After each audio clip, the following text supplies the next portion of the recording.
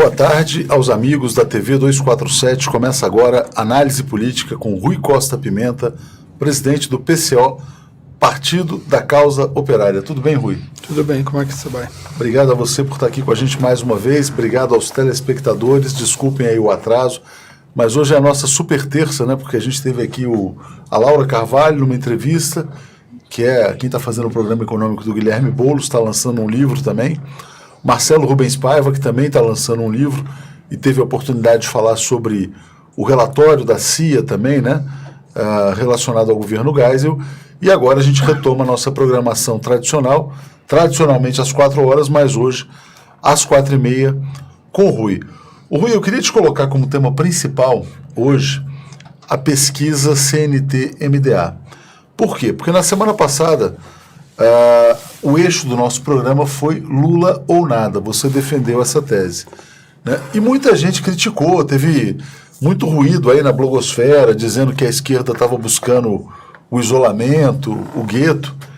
De repente vem essa pesquisa, queria te pedir para analisar os números, né? Mas no meu entendimento ela sinaliza que o eleitor quer ou Lula ou nada. Então passo a bola para você, primeiro para você me dizer se você concorda com essa análise a respeito da pesquisa ontem divulgada.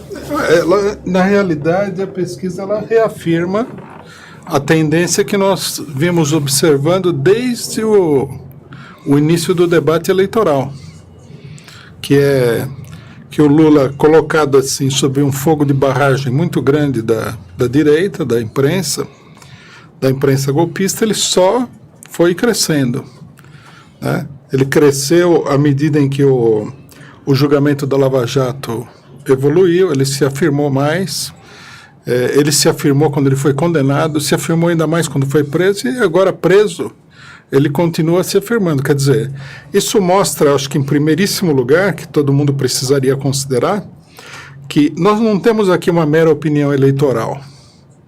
Aqui nós temos uma firme posição política de mais de 1/3 do eleitorado nacional, né? Apesar de toda a luta contra a figura, contra a pessoa, contra tudo que o Lula fez. Isso é muito interessante, você está falando da posição política do eleitor, mas a posição política também do PCO, quer dizer, não é uma opinião do Rui Costa Pimenta, é uma posição política ancorada, né, nesse sentimento que você... Na verdade, você tem as suas razões também, que você coloca que enfrentar o golpe passa pela candidatura Lula, mas também tem uma sintonia, porque as pesquisas mostram que se o Lula não for candidato, o eleitor não quer votar em ninguém. Uhum. Queria, se você me permite, queria esclarecer um pouquinho isso da posição política. O que acontece muito nas eleições é que você, sob a pressão de acontecimentos imediatos, naquele curto período eleitoral, né, uma notícia bombástica, uma denúncia, etc., etc., você vê uma mudança de opinião que não é uma claro, posição política firme. Nós podemos dizer que é uma manipulação da opinião geral.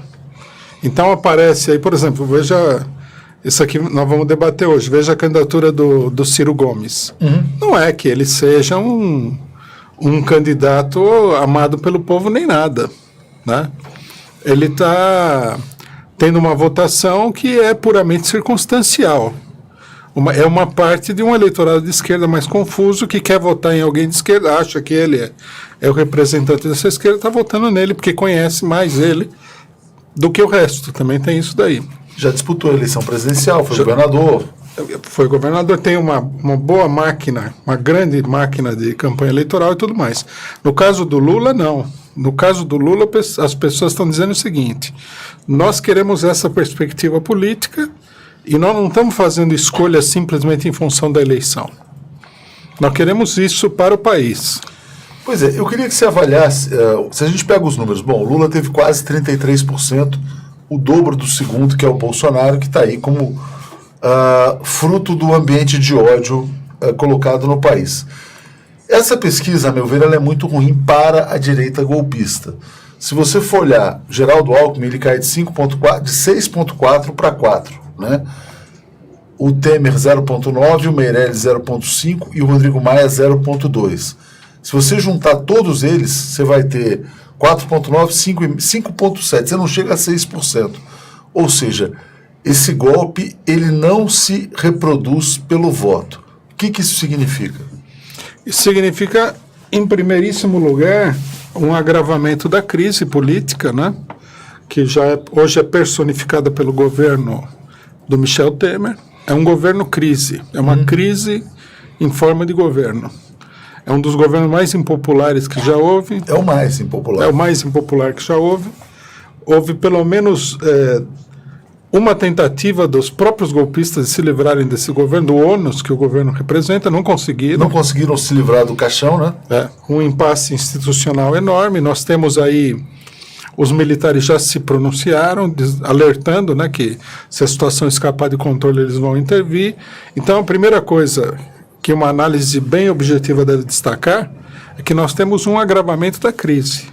Porque pelo fato da direita não ter um candidato. Pelo fato da direita não conseguir tocar para frente. A direita, num certo sentido, ela entrou numa política, né? Eu gosto de repetir um chavão interessante, que é assim, uma política tipo Globo da Morte, né? Você começa no Globo da Morte, tem que ir. Você não pode parar de repente que você quebra o pescoço. Exatamente. Então agora, se eles, por exemplo, devolvessem o governo para a esquerda, seria quebrar o pescoço no Globo da Morte, porque... Mas continuar também está complicado. Exatamente, e continuar está difícil, mas eles têm... Né, a saída deles é para frente, eles têm que fugir para frente, eles não podem... Fuga para frente. Fuga para frente, não tem jeito. E, logicamente, que isso daí vai implicar numa série de manobras políticas mais audaciosas. O golpe já foi uma manobra audaciosa. A retirada do Lula da eleição foi uma outra manobra audaciosa. Que ainda não se consumou. Eles estão pagando o ônus dessas manobras.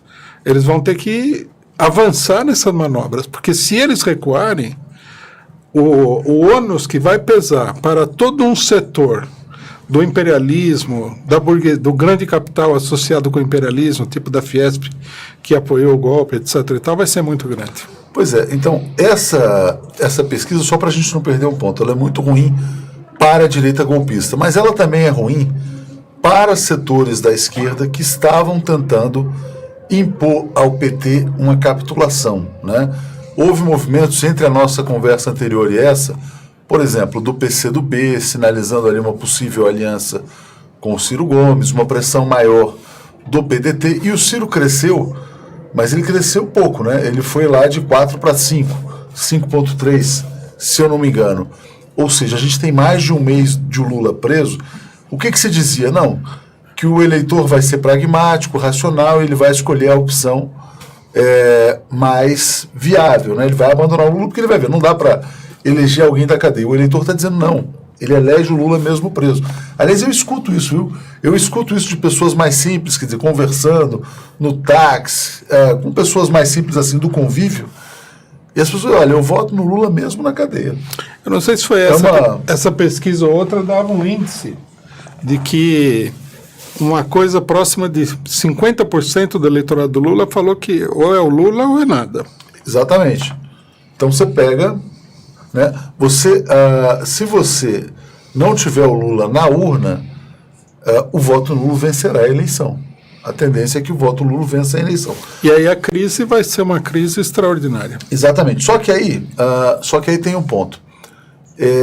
Como é que vai ficar essa esquerda que estava dizendo que, em nome do realismo, é necessário fazer desde já a unidade das esquerdas? E eles falam a unidade quando eles querem dizer Ciro, mas eles não dizem Ciro.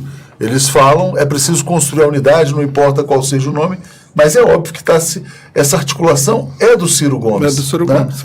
Por que eles não assumem que a articulação é do Ciro, ponto 1, e você acha que essa articulação continua ou não depois desta pesquisa? Porque o PT não vai recuar agora. Agora não tem jeito. E o Lula não parece disposto a recuar de jeito nenhum. Vamos esperar que ele se mantenha firme nisso daí. Aqui acontece uma coisa que aconteceu muito durante todo o período do golpe, que é você ver políticos experimentados, que são fazem acordos, articulações de bastidores, tal, tem todo um traquejo, cometendo erros primários. Por exemplo? Por exemplo, o PT cometeu o erro primário de subestimar o golpe. Eu olhava e falava assim, como é possível que pessoas que estão aí governando o país e tem esse nível de ingenuidade? Acreditaram no STF, chegaram a achar que o Moro não ia condená-lo. Os erros se repetem. E agora eu acho que nós temos aqui mais um erro primário. Eu acho que a ala cirista dentro do PT e do PCdoB queimou a largada. Né? Eles saíram antes do Queimaram a largada. Queimaram a largada, saíram antes do sinal E aí tem que ir pro final, né? E agora... Aliás, na corrida é assim, queimou a largada, tem que... É penalizado, vai lá para trás. Não, e voltaram, porque muita gente foi obrigada a se retratar e agora ficou um pouco sem terreno para chegar e falar assim, não, vamos apoiar o Ciro Gomes. Eles queimaram a largada porque eles se sentiram muito pressionados.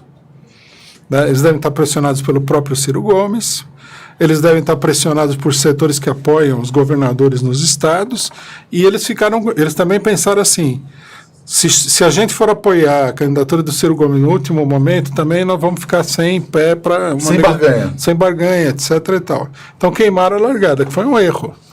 Não importa que a situação é ruim, você tem que fazer Vamos radicalizar nessa questão da pesquisa, Rui, porque a gente para ver o seguinte, bom, Lula 33, Bolsonaro 16, Marina 7, Ciro 5, Alckmin 4, né? E depois, todo mundo ali na casa do 1%. Boulos e Manuela, ambos rodando a meio ou 0,4, se eu não me engano. É o caso de manter as candidaturas ou fechar em torno do Lula? Nós analisamos desde o começo... Desculpa até te interromper, mas você já falava desde o começo, mas você não acha que essa pesquisa pode inverter, inclusive esse discurso da construção da unidade, que, na verdade, quando as pessoas falavam unidade, falavam Ciro, não deveria reforçar a unidade em torno do Lula? Meu partido, todo um setor que nos acompanha aí, na luta contra o golpe, nós sempre achamos que a pessoa que expressava uma unidade de luta contra o golpe era o próprio Lula, porque ele estava o Lula e o PT estavam sendo diretamente atacados pelo golpe. Em muitas discussões, as pessoas não levam em consideração esse fato. Então, por exemplo, fala assim, o Ciro fez aliança com fulano e tal, mas o Lula, isso é um passado. Águas passadas, não tem influência mais sobre o dia de hoje. O dia de hoje é um momento em que a burguesia, quase na sua totalidade, se organizou, se unificou para tirar o Lula da jogada, para tirar o PT do governo e, se possível, até destruir o PT. Nós temos que atuar diante dessas coordenadas. Não adianta você ter uma política de avestruz, enfiar a cabeça dentro da terra, olhar e falar assim, isso aí não é comigo. Não, isso aí é com todo mundo. Né? Porque a burguesia tem um preconceito contra o PT, a direita tem um preconceito contra o PT. Não, é uma luta de interesses, é uma luta de vida ou morte. O PT... acidentalmente é o partido mais forte que está no poder, mas o problema é com a esquerda, né? O problema é com a esquerda, mas o PT, isso que muita gente que se diz de esquerda não entende. O PT é um partido de esquerda.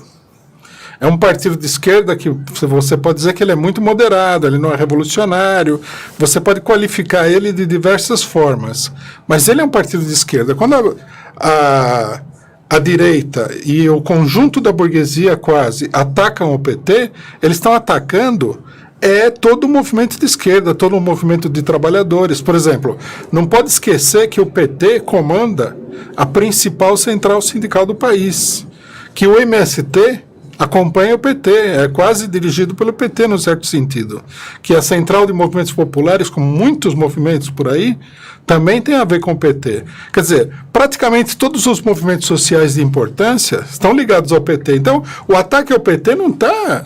É um jogo de falsificação. Você fala, não, o ataque é só contra o PT, não vai atingir toda essa imensa base social do PT, que é isso. E depois haverá uma nova esquerda, né? E depois haverá uma nova esquerda. Muito interessante o comentário que chegou aqui, Rui, da Priscila Duarte. Ela fala: verdade, ciristas e PCDBistas, né, do PCdoB, deram um tiro no próprio pé e quase desestabilizaram a esquerda nesse assanhamento eleitoral que visava virar a página do golpe por questões pessoais. Horrível isso, diz ela. Muito bem. E aí eu vejo alguns comentários, eu recebi, inclusive tenho amigos, né, no PCdoB, em outros partidos aí. Um deles falou assim: olha, o Lula é uma miragem, não devemos ficar olhando para uma miragem. Não sei se é uma miragem ou não, mas o fato é que ele tem 33%. Ele tem 6 vezes o tamanho do Ciro Gomes, né, na pesquisa. Como é que você vê esse tipo de colocação? É uma miragem, é irreal, não vai chegar lá.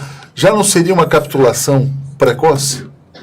E na realidade aqui é uma operação onde eles estão isolando um fator que em políticas é secundário de todos os outros fatores, que é o fator jurídico. Quer dizer, como a justiça teria tomado decisão A, B e C, o Brasil todo tem que se curvar, né? Tem que mudar de opinião, tem que mudar de rota, inclusive, por causa de uma decisão judicial, inclusive, que ainda não se concretizou totalmente. Você tocou num ponto muito importante. Então, aliás, esse é o discurso da Marina, né? A justiça é soberana, Joaquim Barbosa, antes de desistir, chegou a dizer que presidente não bate boca com o judiciário. Aliás, decisão se respeita, porque não é simplesmente a condenação do Lula, é a mudança de rota de um país. Né? É um processo judicial que visa reorientar economicamente, politicamente, socialmente todo um país que vinha sendo construído numa direção. E aí, esse discurso de que a justiça é soberana, então, já que a justiça é o poder, para que eleição, então? Não é melhor, então, deixa os juízes governarem? Exatamente. Que, na verdade, é o projeto que está por trás disso. O projeto do judiciário. Do judiciário e de uma direita, né? Que é controlar totalmente a eleição, e o povo entra na última hora para avalizar determinadas escolhas que já foram feitas. Para fingir que é uma democracia. Fingir que é uma democracia. Agora, tem que levar em consideração que o povo ele pode estar alheio aos embates políticos, numa certa medida e tudo mais, mas, em última instância, o fator decisivo é o povo. O fator decisivo é o povo. Aqui, eu vou te trazer uma questão interessante, mas antes tem a ver com Pernambuco, com alianças, com o PT, porque o Roberto Costa está dizendo que 80% de Pernambuco é Lula.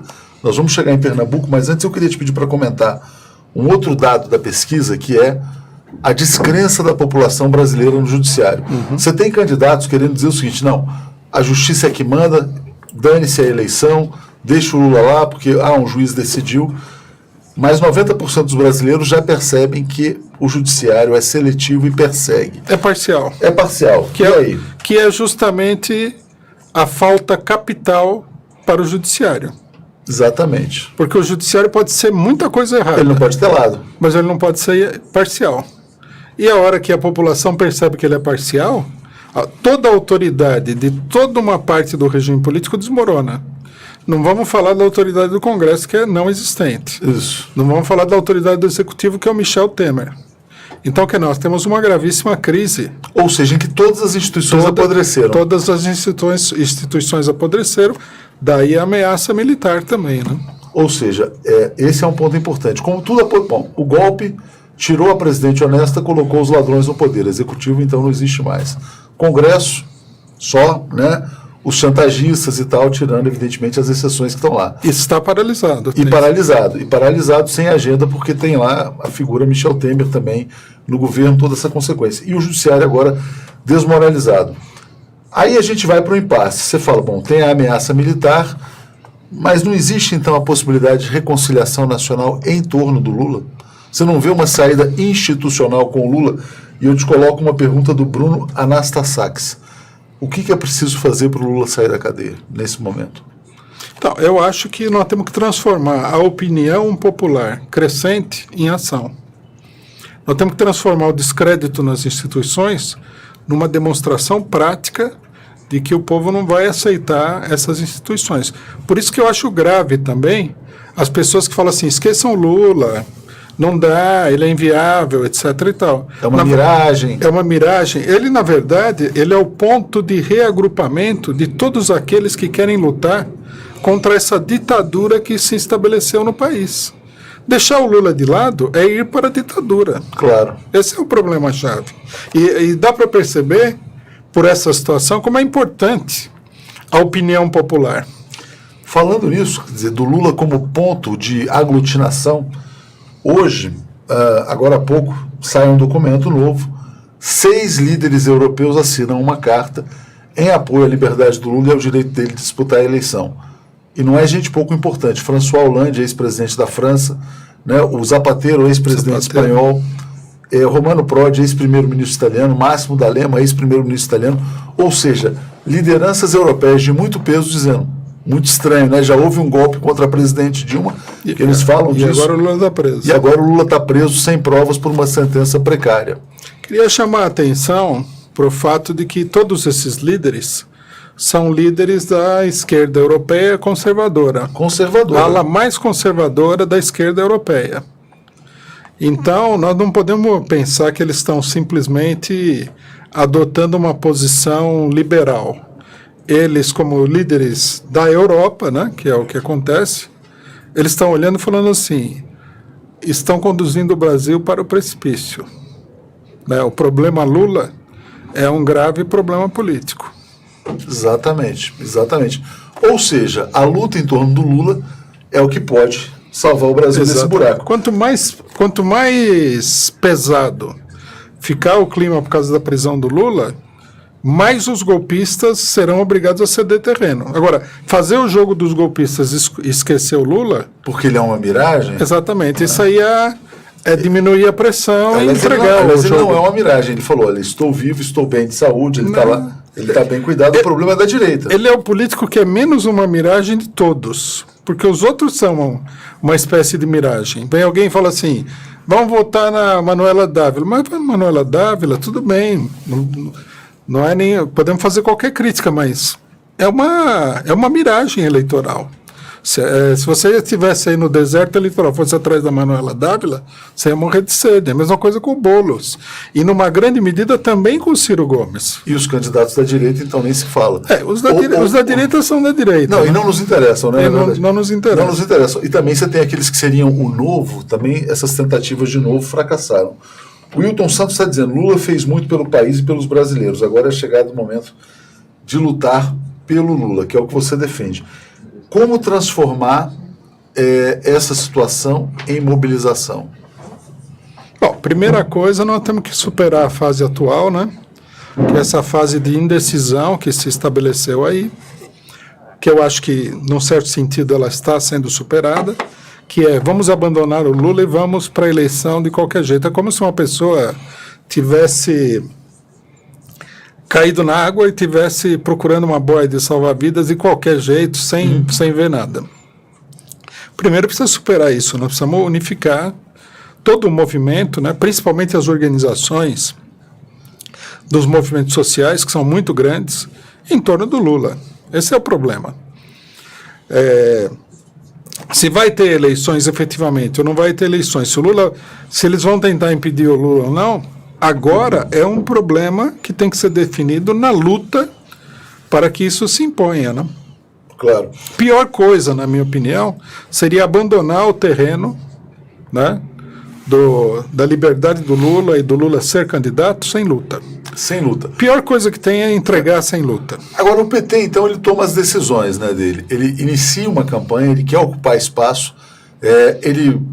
o eixo da luta é não permitir que a imprensa naturalize a ausência do Lula, então eles vão montar comitês de campanha, vão começar a campanha de arrecadação, vão ter coordenadores de campanha que serão o Berzoini, serão também o Gabriele, que era da Petrobras, vai ter todo esse trabalho para mostrar que existe uma candidatura. Agora, também vão acontecer as negociações em torno de alianças, né?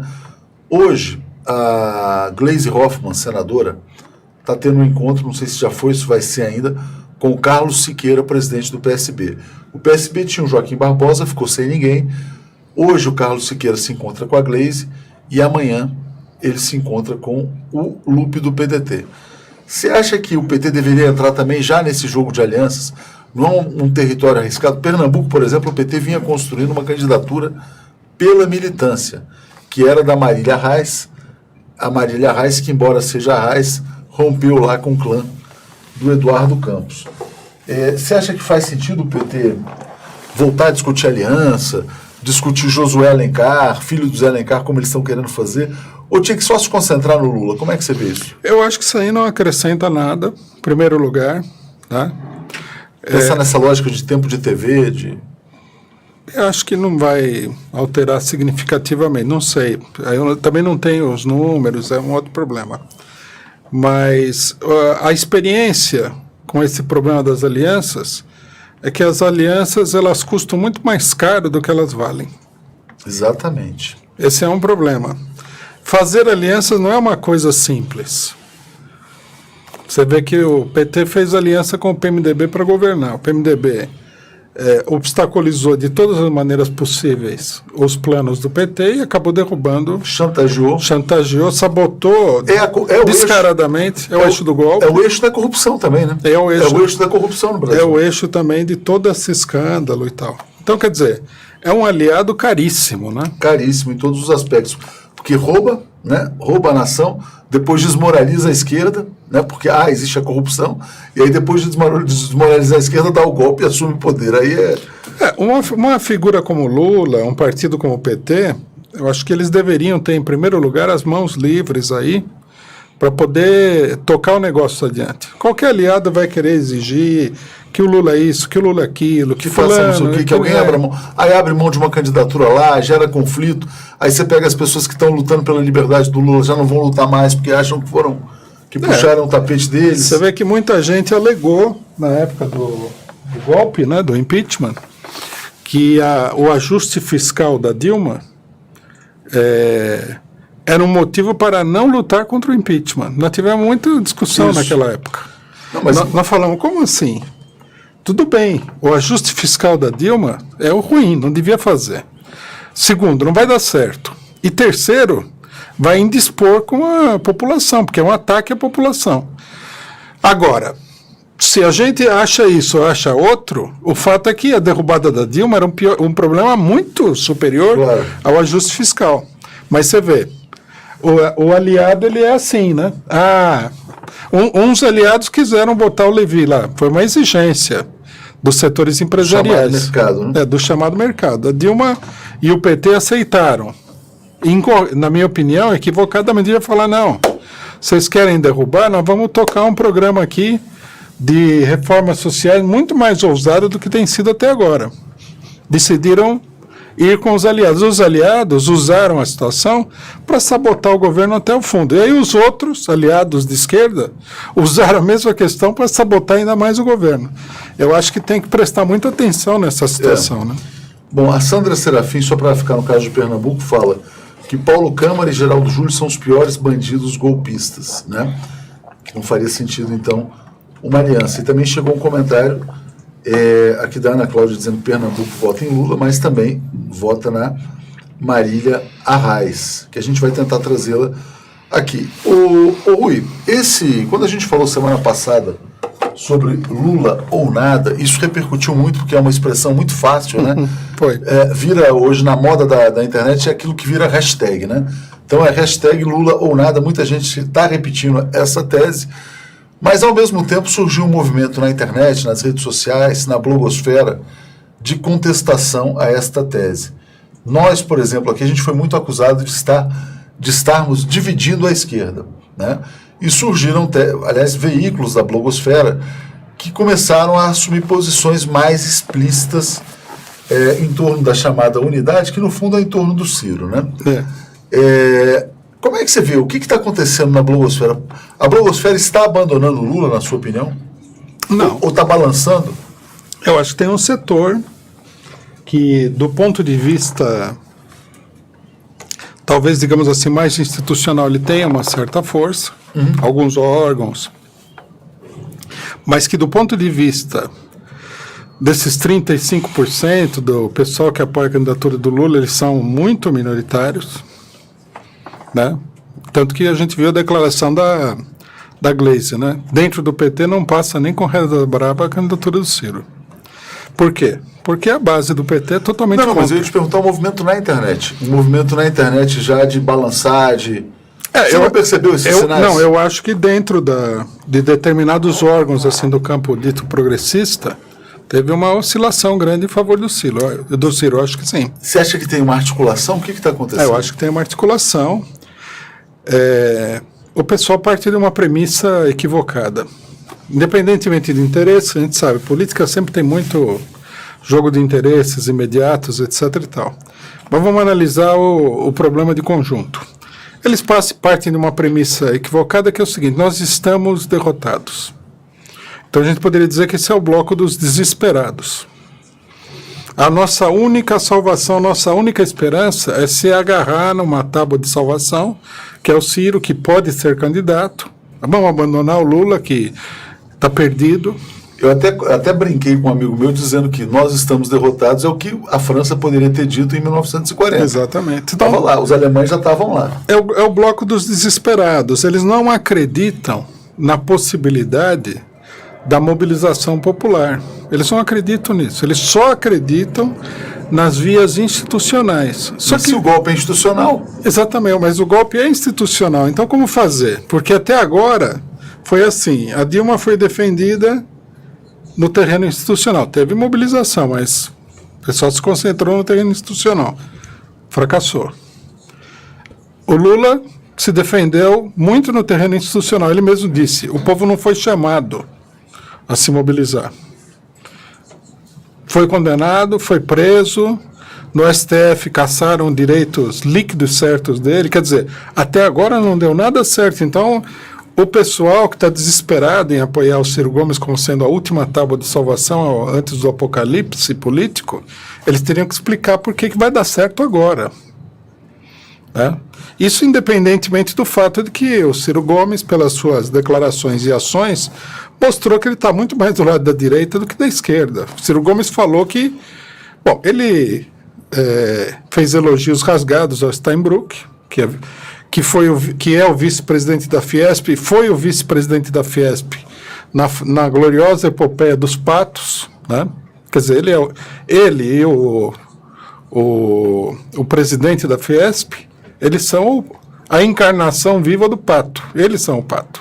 Então o Ciro Gomes está dizendo assim: eu gostaria de ter o pato como vice. Bom, se nós vamos apoiar aí, é um sinal de desespero. Eu acho que ele ainda... Rui, eu acho que ele ainda gostaria de ter eu acho que ele ainda gostaria de sequestrar o PT, né, e ter um vice do PT, mas ele fica ensinando: o Benjamin está chegando, podemos ter o PP. Com a votação do Lula, quem não gostaria? Podemos ter... Mas aí não é uma coisa também do rabo abanar o cachorro? Por exemplo, por que quem tem 5% vai subordinar quem tem 33%? Só porque a pessoa que tem 35%, ela foi... Golpeada. Foi transformada num pária político pela burguesia, não pelo povo. Né? Então nós temos uma situação aqui que mostra a falência do próprio regime representativo eleitoral no Brasil, que é o seguinte: o regime não pode conviver com a opinião do povo. Se 35% das pessoas querem fulano, pronto, o regime se desmantelou totalmente. Nós temos que escolher alguém que o povo não quer. Alguém que tem 1, 2, 3, 4%. A briga de anões, né? São anões, mas que são queridos pela classe dominante, pelos golpistas. Aquilo que o povo quer não pode passar. Como é que nós podemos aceitar uma situação como essa? Chegou uma pergunta aqui que é uma provocação interessante. E aí eu te coloco: olha, Rui, o PCdoB é fisiológico, abandonou o Lula e chegou ao Ciro por cargos. O PCdoB faz parte da esquerda pequeno burguesa. Quem faz essa questão é o Fernandes Silva Filho, aqui pelo Superchat. Não, o PCdoB faz parte da esquerda pequeno burguesa. Né? A história do PCdoB é complexa, infelizmente. Então explica o que é a esquerda pequeno burguesa para quem está... A esquerda pequeno burguesa é aquela esquerda no Brasil cuja base social fundamental é a classe média. Que é diferente, por exemplo, do Lula, no caso, cuja base social é A classe operária. a classe trabalhadora. A pobreza nacional é a base social do Lula. Mas em algum momento ele conseguiu conquistar a classe média e ganhou a força. Mas a gente vê que essa classe média em relação ao Lula, eu não digo em relação ao PT, que o PT é um pouco mais complicado, um balaio de gatos. Mas em relação ao Lula, essa classe média ela vai e vem, né? No momento em que a burguesia achou que dava para aceitar o Lula, um setor da classe média falou, bom, então vamos nas reformas sociais e tal, porque... Não, e tem o setor da classe média que é mais arejado, né? Que sempre tem. Tem uma minoria que é esquerda. Até na elite, né? Até entre os milionários você tem. Você sempre tem, mas nós temos que entender que dentro da classe média, esse setor nunca foi maioria. O que existe, na verdade, é uma passividade política da classe média. Também a direita é minoria. Né? Então, mas os partidos que se apoiam só nessa classe média acabam se apoiando numa classe média politizada acaba sendo conservadora e é muito influenciada pela ala direita. E a minoria também, né? E a minoria também. Esses são os partidos propriamente pequeno-burgueses, né? Perfeito. O PCdoB, muita gente não sabe. Mas eu, como sou um velho militante do movimento, eu sei que quando o PT foi fundado, quando eu e outras pessoas participamos da fundação do PT, era uma guerra com o PCdoB e com o PCB na época. Porque eles usavam o mesmo discurso, estão dividindo a esquerda, o campo já popular. se dizia isso. Porque, segundo eles, todo mundo tinha que ficar no MDB, atual PMDB. Olha, você sabe que a primeira vez que eu participei de que eu tive, assim, não digo uma epifania política, mas eu estava segundo grau e tal. Aí teve um debate político na escola, né? E eu me lembro que eu estava vendo, sem entender direito o que estavam falando, e aí estava uma mesa de pessoas de esquerda, de repente um jovem exaltado, começou, e era um cara muito politizado, que nunca me saiu da imagem, ele começou a apontar o dedo para todos os velhos comunistas do PCB, dizendo, olha, que quem está movimentando as bases é o PT. Eu nem sabia que existia PT naquela época. Uhum. Né? Então, isso deve ser bem no começo do PT. Foi bem no começo. Então, assim, aí que falou, porra, eu fiquei interessado, o que será que é o PT, né? Que já fazia uma crítica a essa esquerda que queria se acomodar, vamos dizer assim, nas migalhas que o regime oferecia. Não era um pouco disso? É isso mesmo.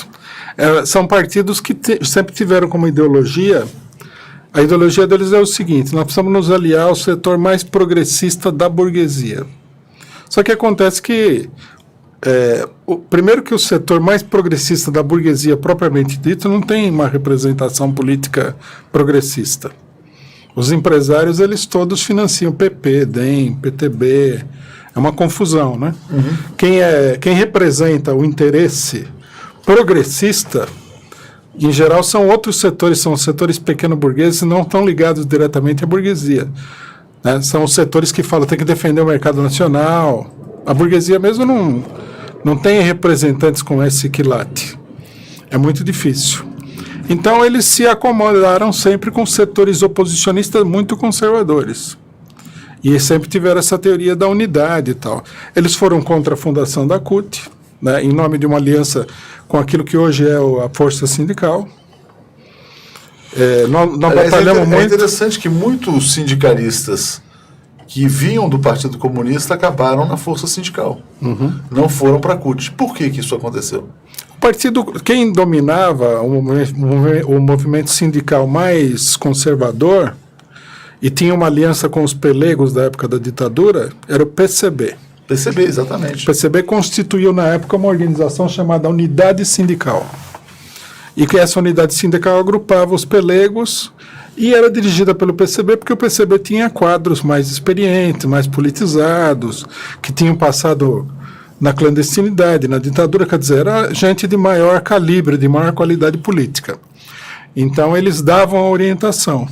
Mas aí surgiu, você tinha de outro lado as oposições sindicais, que eram bastante combativas, que tiveram o tempo todo na clandestinidade, e surgiu um fenômeno novo, né, que desequilibrou a situação, que foi a ruptura de uma parte do sindicalismo oficial, que rompeu com esse sindicalismo pelego conservador, que foi o Lula. Perfeito. Então, o PCB nunca se entendeu com o PT, continua. Uma ala está no PPS e uma ala está no PCB, né? Como é que você vê, já que a gente falou do PCdoB, essa aliança do PCdoB com o Márcio França aqui em São Paulo? Em nome de um suposto pragmatismo também, dizendo, olha, é a chance de derrotar o PSDB. Mas o Márcio França não é o candidato do Alckmin, não é o PSDB? Eu acho que é comum, é que o pessoal, a maior parte das pessoas não acompanha minuciosamente a trajetória do PCdoB. O PCdoB teve no governo da filha do Sarney, no Maranhão. O governo do PCdoB no Maranhão tem como base o PSDB do Maranhão. Esse tipo de política é tradicional do PCdoB. Nos momentos em que a situação é muito radicalizada, nos principais centros eles se afastam um pouco disso porque, logicamente, há uma pressão contrária, mas de um ponto de vista geral eles sempre fizeram isso. Pragmáticos. Sempre foram, entre aspas, aí, pragmáticos, né? Quer dizer, vamos nos aliar com aquele, a gente sobe um degrau aqui e tal, e eles vão impulsionando o desenvolvimento de um grupo político que não é sólido. A gente vê que o Aldo Rebelo agora está na força sindical. Agora, tem muita gente comentando aqui sobre a questão da blogosfera, né? Dos sites supostamente do campo progressista que meio que abandonaram o Lula e aderiram ao Ciro, né? Esses sites, também nessa questão dessa ansiedade, dessa precipitação, a gente vê muita gente aqui se manifestando contrariamente a eles, dizendo que vão abandonar, cancelar a inscrição, que não esperavam que abandonassem o Lula, assim, que queimassem a largada também. Aí, aliás, foi muito boa essa expressão de queimar a largada. Eu queria te fazer uma questão. Por que não confiar na capacidade do Lula de tomar as decisões no tempo adequado? Por que toda essa pressa?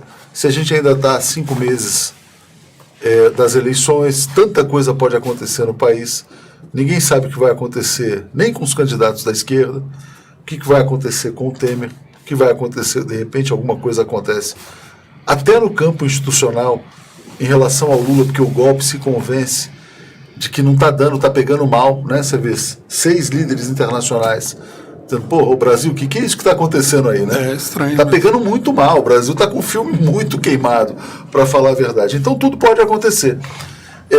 Por que não confiar no instinto do Lula? Ontem saiu uma análise muito interessante no jornal Valor Econômico, de um cara de mercado, analista de mercado, chamado Fernando Exman, dizendo, a estratégia do PT está dando certo, que é prolongar o impasse, levar o Lula.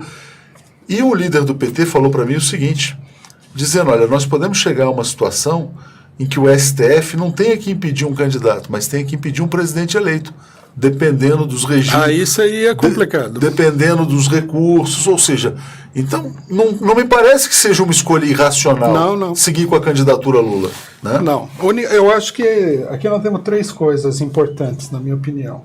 Primeiro, sobre os desesperados que estão correndo atrás do Ciro. Eu acho que nós temos 2 fatores.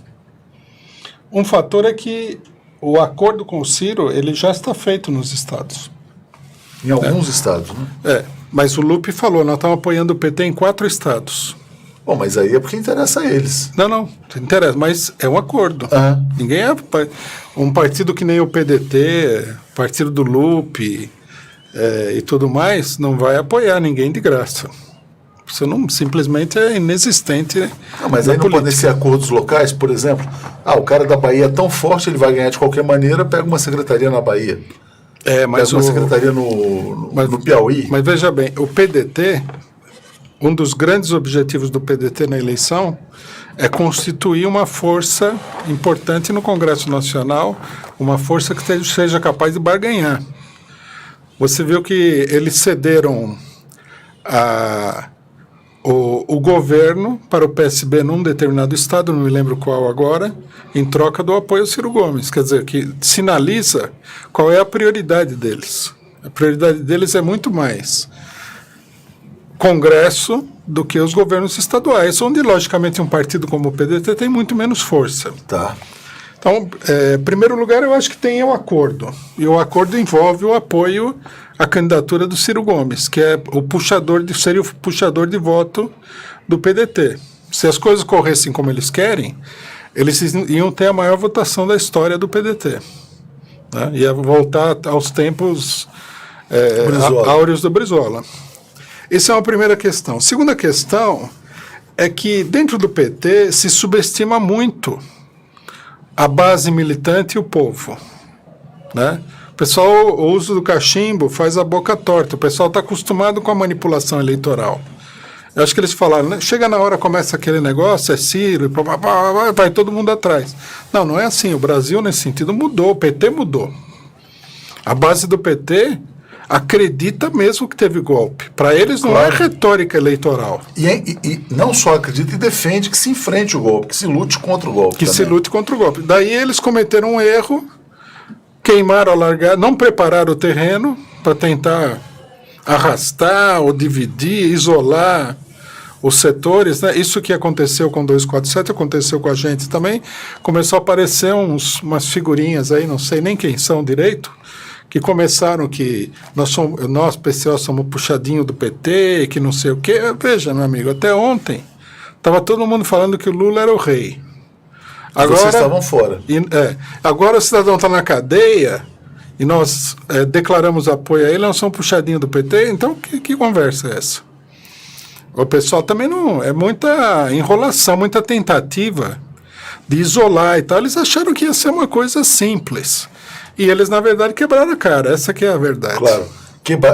Quebrar a cara com essa pesquisa, exatamente como você coloca. Algumas pessoas dizem o seguinte, que seria importante para o PT apoiar o Ciro, porque o Ciro ganhando, a primeira coisa que ele fará é um indulto ao Lula. Bom, se você fosse o Lula, você acreditaria nesse indulto? Nem um pouquinho. Se a pessoa nem teve a coragem de declarar antes, porque se ele declarasse, jurasse em cima da imagem de Nossa Senhora Aparecida, ainda assim daria para desconfiar. Ainda assim ele ia falar, ele não vai fazer. Agora ele nem declarou, então aí não dá para acreditar de jeito nenhum. Uma coisa que eu repito sempre, quem acredita em conversa de político de época de eleição é ingênuo, tá acreditando, não pode acreditar em nada. É verdade. Ô Rui, você tem sofrido aí uns processos também, né? O que está acontecendo? Você está sofrendo um cerco judicial? As pessoas estão ficando incomodadas. Uma coisa que eu queria destacar, o PCO vem crescendo muito. O PCO está tendo muito destaque na disputa ideológica, né? Inclusive a grande imprensa tem citado, você vê colunistas aqui e acolá. O PCO está incomodando setores da esquerda que exigiam essa capitulação do Lula. O que está acontecendo? O pessoal agora virou alvo também, está tomando umas porradas aí? Nós sempre fomos mal vistos pela direita, né? Nós sempre tivemos dificuldade em tudo. No sábado eu brinquei, né? Eu falei que a reportagem que fizeram com a mulher do Boulos, né, na Folha de São Paulo, era maior do que a cobertura da Folha de São Paulo para todos os candidatos do PCO em todas as eleições que a gente participou até hoje. Quer dizer, é uma política assim de tentar empurrar a pessoa para o gueto, colocar no gueto, né? Uhum. Também é preciso lembrar que as pessoas não vão voluntariamente para o gueto, né? No gueto de Varsóvia eram os nazistas que levavam o povo para dentro do gueto, que é o que estão tentando fazer agora com a questão do Lula. Estão tentando colocar o Lula no gueto. E aí dizem que que existe uma esquerda que está querendo ficar no gueto, mas né, quem está no gueto é o Brasil, na verdade, que está... O gueto é o Brasil que quer o Lula. Né? O gueto está maior do que a cidade, né? Exatamente. Esse que é o problema. Então é uma coisa muito absurda. Bom, mas agora com a questão do golpe e tudo, onde o nosso partido ficou mais em evidência, nós estamos sofrendo vários processos aí. Eu, pessoalmente, estou com quatro, não diria 4 processos, porque nem todos eles se transformaram em processo. Mas... Na época que o Lula foi para Curitiba, que nós falamos que não devia deixar prender o Lula, 2 deputados da direita, né, um do DEM, o José Carlos Aleluia, e um do PSDB, que eu sempre esqueço o nome, entraram com representação, um no Ministério Público, outro na Polícia Federal, me denunciando pessoalmente como sendo uma instigação à desordem. Ninguém pode ter opinião, tanta gente falou isso, mas é porque vocês estão incomodando. Não, isso aí porque na época teve um impacto muito grande. Foi a primeira caravana para Curitiba para defender o Lula. Aí na sequência nós tivemos uma situação delicada, onde quase o registro do partido foi cassado, né? Por sorte, nós tivemos também conversando com um monte de gente, né, atuando, denunciando. O Ministério Público Eleitoral, na época, retirou o pedido de cassação. Falou que isso era uma coisa antiga, que tinha sido outro ministro, se não me engano, aquele careca que deu uma polêmica, um que era do DEM e tudo mais, foi ele que entrou com o negócio. Daí eles retiraram o processo, os juízes acataram tal, e nós não chegamos a ser cassados. Mas um procurador, que é irmão do Flávio Dino, Nicolau Dino, entrou com processo crime porque na prestação de contas não ficava claro por que é que eu recebia salário do partido. Falou, o que um presidente do PCO faz para receber salário? E é um processo crime também. Evidentemente, isso aí é tudo politicamente motivado. E hoje eu fui à delegacia lá no Carandiru, simbolicamente, né? Responder lá um inquérito que foi uma queixa-crime do Olavo de Carvalho, por calúnia e difamação. Até isso. Né? O guru da nova direita. O guru da nova direita. A filha dele fez uma série de denúncias, né, contra ele. Como eu sou responsável pelo nosso jornal, nós reproduzimos essas denúncias, citamos, tudo citação textual do que ela falou, na realidade. E ela, pelo que eu entendi, ela está sendo também processada pelo pai, né? Perfeito. Olha, a maioria das pessoas aqui, continuando no Lula ou nada, né? E dizendo que o nada não é nada. Nada é enfrentar o golpe, é você ir para a batalha. Se você vai ganhar ou perder, ninguém sabe. Nenhuma falsa alternativa, né? Porque as outras seriam falsas alternativas. Falsas alternativas. Por isso nada, nenhum trambique, né? Nada de trambique. Não permitir, na verdade, que batam sua carteira pela terceira vez, né? Tiraram a Dilma, prenderam o Lula, agora não deixam o Lula concorrer. Enfim. Ô Rui, semana que vem a gente continua, porque a gente está com a programação hoje realmente bastante puxada. Hoje é aniversário do nosso querido Leonardo Estopa, então a gente vai ter daqui a pouco o Estopa Fest imperdível, um programa especial dedicado ao nosso Leonardo Estopa. Eu queria te deixar então para encerrar, fazendo uma amarração geral, né? Lula reafirmando candidatura, pesquisa mostrando ele muito forte. Você acha que ele vai continuar, passados aí quase 40 dias, né? Você vê algum sinal de que ele possa cair ou não? Não está aparecendo, né? O Lula, ele foi conduzido a uma posição de grande vítima, num certo sentido, exagerando um pouco a palavra, de mártir, né? Uhum. E o povo entende que as pessoas que estão fazendo isso daí são inimigos do povo. Ninguém é trouxa. Eles acham que eles podem manipular todo mundo, mas não é assim tão simples. O brasileiro tem a pulga atrás da orelha com essas coisas. E o Lula cresce. Tá preto. A grande pergunta que qualquer pessoa pensante faria é: por que é só o Lula? Exatamente. E tem uma questão que você falou, ele como grande vítima, é uma coisa engraçada. Ele está sendo crucificado sem precisar estar na cruz. Ele está passando por uma história semelhante à do Getúlio, sem precisar tirar a própria vida. E aí ele mantém o impasse, porque ele continua vivo. Interessante. Então ele é um mártir vivo. Né? Então, o Getúlio, na época, inclusive você está mencionando, né, muita gente fala que ele estava sofrendo de depressão, né?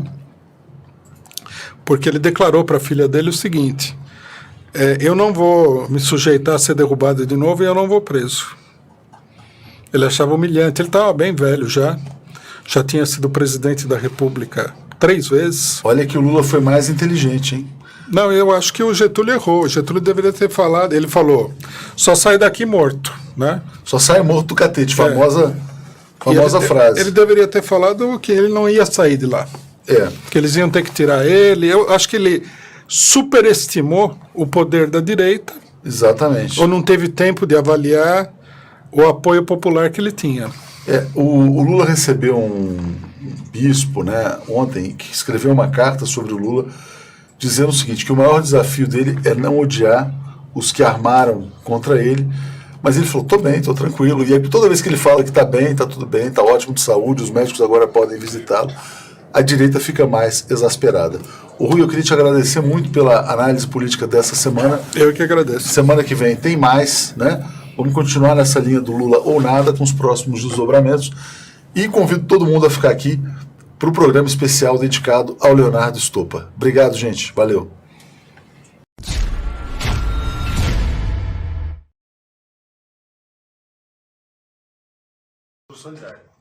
Eu queria convidar você para participar deste grande movimento que estamos todas e todos fazendo para poder fortalecer o Brasil 247. Vezes que todas as pessoas falam. Algumas falam com silêncio, outras falam com as lágrimas, outras falam com o corpo, mas todas falam. Mas nem todas têm a sua voz ou as suas vozes escutadas. O 247 representa um Brasil real, um Brasil invisibilizado, um Brasil que tem várias vozes, um Brasil que quer a democracia de volta, um Brasil que entende que democracia e direitos, esses andam juntos. São os direitos que carregam a democracia para todos os cantos e é a democracia que assegura os direitos. Por isso cabe a cada uma e cada um de nós que sabe a disputa de hegemonia, a disputa de narrativa que o 247 faz com toda essa opressão midiática, contribuir para fortalecer esse instrumento que faz com que nós escutemos todas as vozes. Por isso, participe dessa campanha, estamos nela. Participe você também desta campanha para fortalecimento do 247. Eu sou Érica Cocai, eleita pelo povo do Distrito Federal, pelo PT, para deputada federal. Grande Breno Altman, jornalista, editor do site Opera Mundi, parceiro do Brasil 247. Tudo bem, Breno? Tudo bem, Léo. E aí, como é que você está vendo? Que nos ouve. O pessoal vai chegando ainda. O pessoal vai chegando daqui a pouquinho. É bom porque assim, o pessoal vai entrando devagar, eles vão sendo notificados e vão entrando, mas depois disso, o que acontece? Muitas pessoas vão ver essa transmissão do começo, né? Então a gente tem que explicar que a gente vai falar hoje sobre a nossa pauta, né? Hoje, como você está viajando, você não está em São Paulo, a gente não faz no estúdio, a gente faz à distância. E a gente vai falar sobre a conjuntura política nacional, evidentemente, eleições 2018, também sobre esses documentos da CIA, né, Breno? Isso. E um terceiro tema que eu acho que você pode comentar, você escreveu um artigo na Folha esses dias aí sobre a questão de Israel. Você é um judeu, né, muito crítico ao sionismo, né? Vamos começar falando sobre esse tema, porque teve essa mudança de embaixada, alguns outros países já estão falando em mudar a embaixada também, e você deve estar com o artigo aí fresco na memória. Até onde eu tinha visto eram 59 mortos, né, no dia da mudança da embaixada. O que está causando, Breno? Por que os Estados Unidos tomaram essa decisão? E como é que você viu a reação de Israel ao protesto? Olha, a estratégia do Netanyahu é muito clara. Embora formalmente ele não admita, não expresse a renúncia a qualquer tipo de acordo sobre o direito dos palestinos a terem seu próprio Estado, sua política é de terra arrasada. Ele quer impedir as condições materiais e geopolíticas necessárias para que o Estado dos palestinos seja criado. Ele destrói quaisquer possibilidades econômicas, quaisquer possibilidades territoriais para que essa hipótese venha a se consolidar. Netanyahu tem na cabeça o mesmo pensamento dos sionistas fundamentalistas do século passado, de que o plano de Israel é a grande Israel, é Israel dos tempos bíblicos. E, portanto, todo aquele território onde um dia existiu esse ancestral país pertence por direito, provavelmente por direito divino, a Israel moderna fundada pelos sionistas. Então, o que ele faz é um processo agressivíssimo de colonização, de eliminação de direitos dos árabes palestinos e de imposição de uma ordem cada vez mais repressiva, cada vez mais com tinturas neofascistas, no que é a região dominada por Israel. Agora, Breno, por que os Estados Unidos tomaram essa decisão de mudar a embaixada, que foi o detonador, o gatilho para isso? Israel, porque o governo Trump ele é conivente, ele é cúmplice dessa estratégia do Netanyahu. É uma estratégia estabelecida de comum acordo.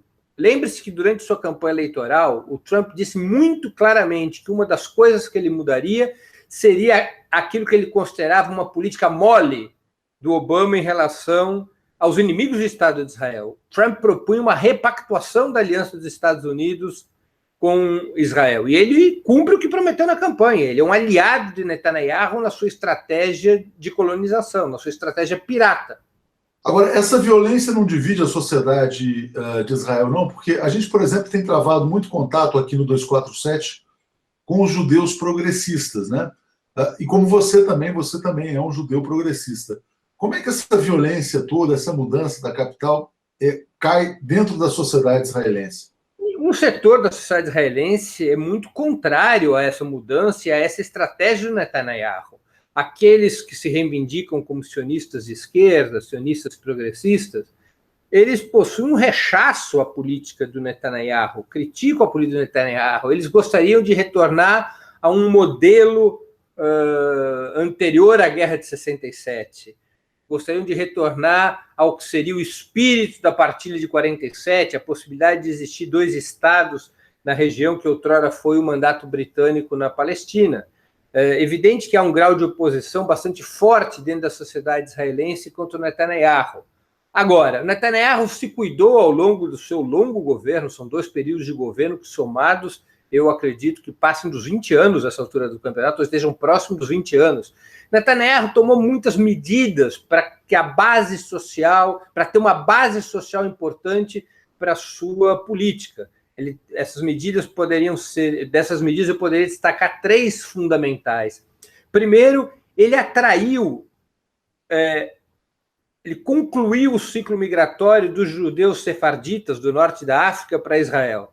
Ele atraiu fluxos migratórios, completou também o fluxo migratório que veio da Rússia, que ainda do período soviético, e com isso, ele distribuiu a esses setores de judeus pobres, vindos do norte da África e também da Rússia, ele distribuiu, e muitos deles de matriz religiosa forte, ele distribuiu terras que pertencem aos palestinos, que são os assentamentos colonizados, assentamentos em territórios palestinos. Ele colonizou territórios nos quais deveria ser implantado, de acordo com Oslo, o Estado palestino. E com isso ele criou uma base de apoio a ele. Isso foi uma medida. Segunda medida, o pacto dele com os religiosos se aprofunda mais e mais. Recentemente, no parlamento israelense, foi aprovada uma lei básica. Israel não tem constituição, tem leis básicas que dirigem o país. Foi aprovada em primeira votação uma lei básica que orienta a justiça a decidir conforme as leis religiosas.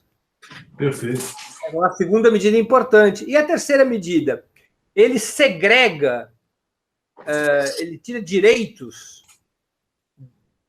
dos árabes israelenses e ele vai estabelecendo uma criminalização, inclusive dos partidos com militância judaica, que se contrapõem à sua doutrina.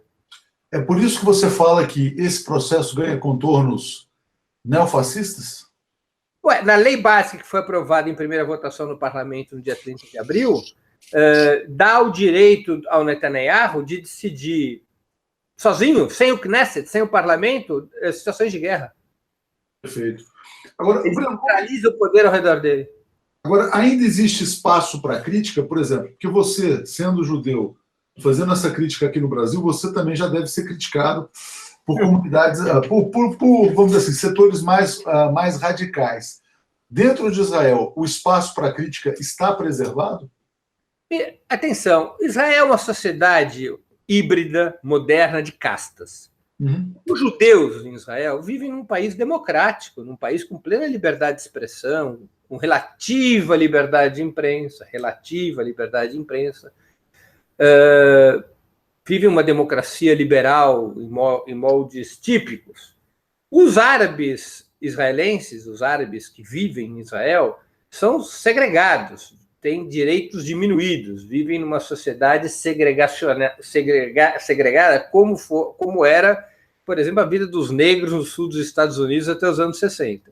E os árabes palestinos que vivem nos territórios ocupados estão submetidos a um brutal apartheid. Então, é uma sociedade de 3 andares. No primeiro andar, tem direito à crítica, cada vez mais limitado, mas tem direito à crítica. O segundo andar já tem direitos muito restringidos. Uhum. E o terceiro andar, esse vive como viviam os negros na África do Sul. Apartheid.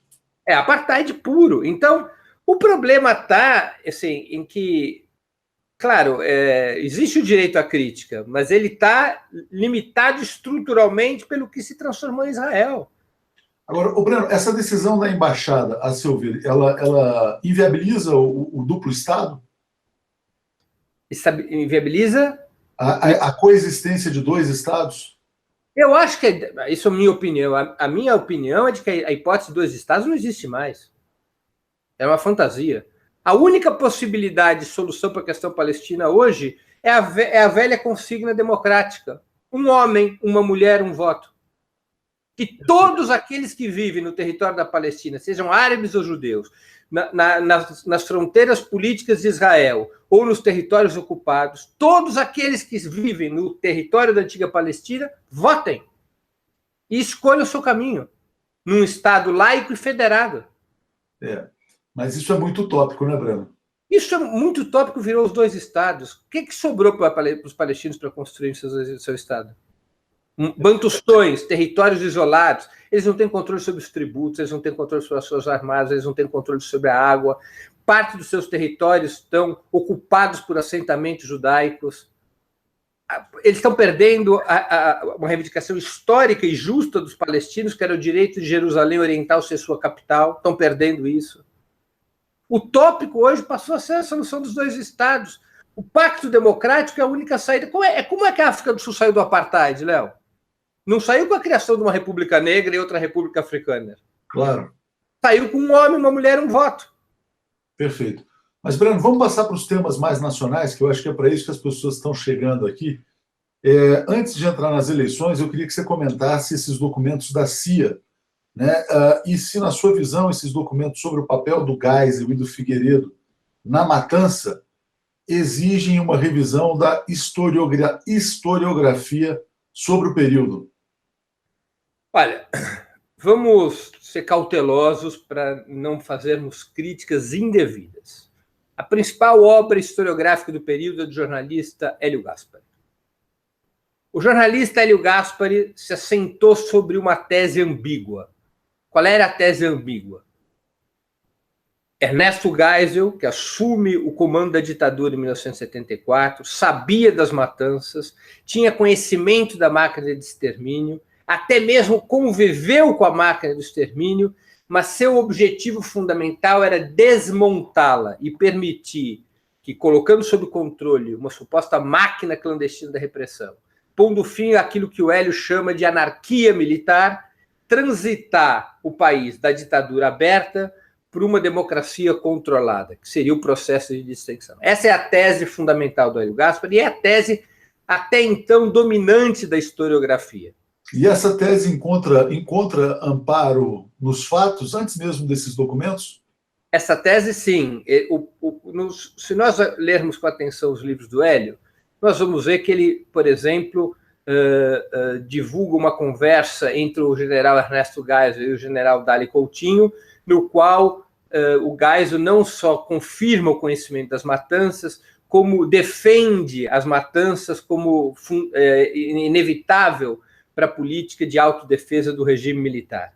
O que o documento da CIA muda? Muda numa questão fundamental. Não havia máquina clandestina de repressão e anarquia militar. A máquina clandestina da repressão era comandada pelo próprio ditador. Portanto, havia terrorismo de Estado. Claro, a anarquia militar era um fenômeno que, se existia e existia, era um fenômeno marginal. Fundamentalmente, as Forças Armadas, sob o comando do seu chefe supremo, exercia de forma planificada o terrorismo de Estado. Ou seja, ele escolhia quem matar, quem preservar, como matar, quando matar. Bom, Portanto, Geisel muda de capítulo no Código Penal. Não é que ele tinha conhecimento das matanças. Não é que ele convivia com as matanças. Sobre o Geisel, não é possível apenas a teoria do domínio do fato. Não, o Geisel era, no seu papel de ditador-presidente, comandante da matança. assassino, portanto. Assassino. Um assassino que morreu impune. E isso muda, claro, a tese fundamental, a tese majoritária da historiografia, que, com muito talento, o Hélio Gaspari encarnou. Infelizmente, eu esperava do Hélio, na coluna que ele escreveu na Folha no domingo, uma retratação, uma correção, uma retificação do seu ponto de vista. Ele faz uma afirmação do seu ponto de vista. Uma afirmação com concessões, com um pouco de adornamento, mas ele reafirma a tese histórica de que o Geisel não conseguia colocar a máquina clandestina sob controle, não conseguia disciplinar a máquina clandestina, que a CIA gostaria que o Geisel centralizasse o sistema repressivo de tal sorte a ter controle sobre o processo, e que o telegrama, o documento da CIA, na verdade, era uma fantasia, ou seja, era uma intenção que nunca se corporificou numa situação de fato. Perfeito. Um controle vertical da máquina repressiva. A tese do Gaspari, Breno, é de que o Geisel pretendia controlar o que ele chama de tigrada, né? Logo depois surgiu a Heloísa Starling, historiadora da Federal de Minas Gerais, dizendo que o Geisel era a própria tigrada. Ele era o tigrão, vamos dizer assim, né? Claro. Claro. Não, e a tese da Starling, que era uma tese minoritária na historiografia, com o documento da CIA, fica fortalecida, evidentemente. A tese do controle da tigrada, o Gaspari chamava de tigrada a máquina clandestina de repressão, os sistemas clandestinos do DOI-CODE, os supostos sistemas clandestinos do DOI-CODE, que isso era essa apreciação era uma apreciação equivocada. Tem razão Starling. O Geisel era o Tigrão. O Breno, Figueiredo, o auxiliar direto do Tigrão. É verdade. O Figueiredo era o chefe do SNI e virou presidente depois. Então, isso, inclusive, a própria assunção do Figueiredo como sucessor, né, enfraquece a tese da distensão. É como você colocar o cara da polícia secreta para ser... que não há, no meu modo de entender, Léo, não há uma contradição entre a distensão e o regime da tigrada. Basicamente, o que o Geisel calculava? Ele sabia que era necessário e indispensável para a sobrevivência da hegemonia das classes dominantes no país que a ditadura fosse substituída por um regime de democracia controlada ou tutelada. Esse era um objetivo do Geisel. Não se pode afirmar que o Geisel desejava pura e simplesmente manter o regime ditatorial. Isso também seria um erro historiográfico. Geisel desejava fazer a transição. Agora, o pressuposto para fazer a transição era eliminar a esquerda antes que a transição se consolidasse. Ou seja, a matança se alinhava com a transição, com a distensão, porque a distensão era pensada com a exclusão da esquerda. Aliás, Léo, exatamente como as eleições de 2018, né? É muito parecido, tem um paralelo muito interessante, a gente vai chegar lá. Excluir a esquerda. Então, a matança era programada exatamente para cumprir esse objetivo, retirar das forças de esquerda a possibilidade de protagonismo num regime democrático. Preste atenção, por que em 74 a 76, quando o Geisel vira presidente, o centro do ataque repressivo é o PCB, que não havia participado da luta armada? Por quê? Porque o PCB era o partido que tinha condições de, na redemocratização, no cálculo dos militares, que era um cálculo superestimado, mas no cálculo dos militares, o PCB era o partido que poderia emergir com força de massas. Portanto, ele teria que ser decepado antes da distensão começar. Perfeito. E o então, PT... matança e distensão tem harmonia, não contradição. Muito interessante esse ponto que você coloca. E PT naquele momento não existia, né, Breno? Não existia o PT. E havia uma superestimação por parte das Forças Armadas do papel do PCB. Do papel do PCB. Ô, Breno, a gente vai chegar lá, mas as pessoas estão pedindo para a gente comentar essa questão Ciro, Lula, eleições, mas eu acho que a gente ainda tem que esgotar esse caso do Geisel, né? Uma coisa que surpreendeu muita gente é o porquê da divulgação desses documentos neste momento, né?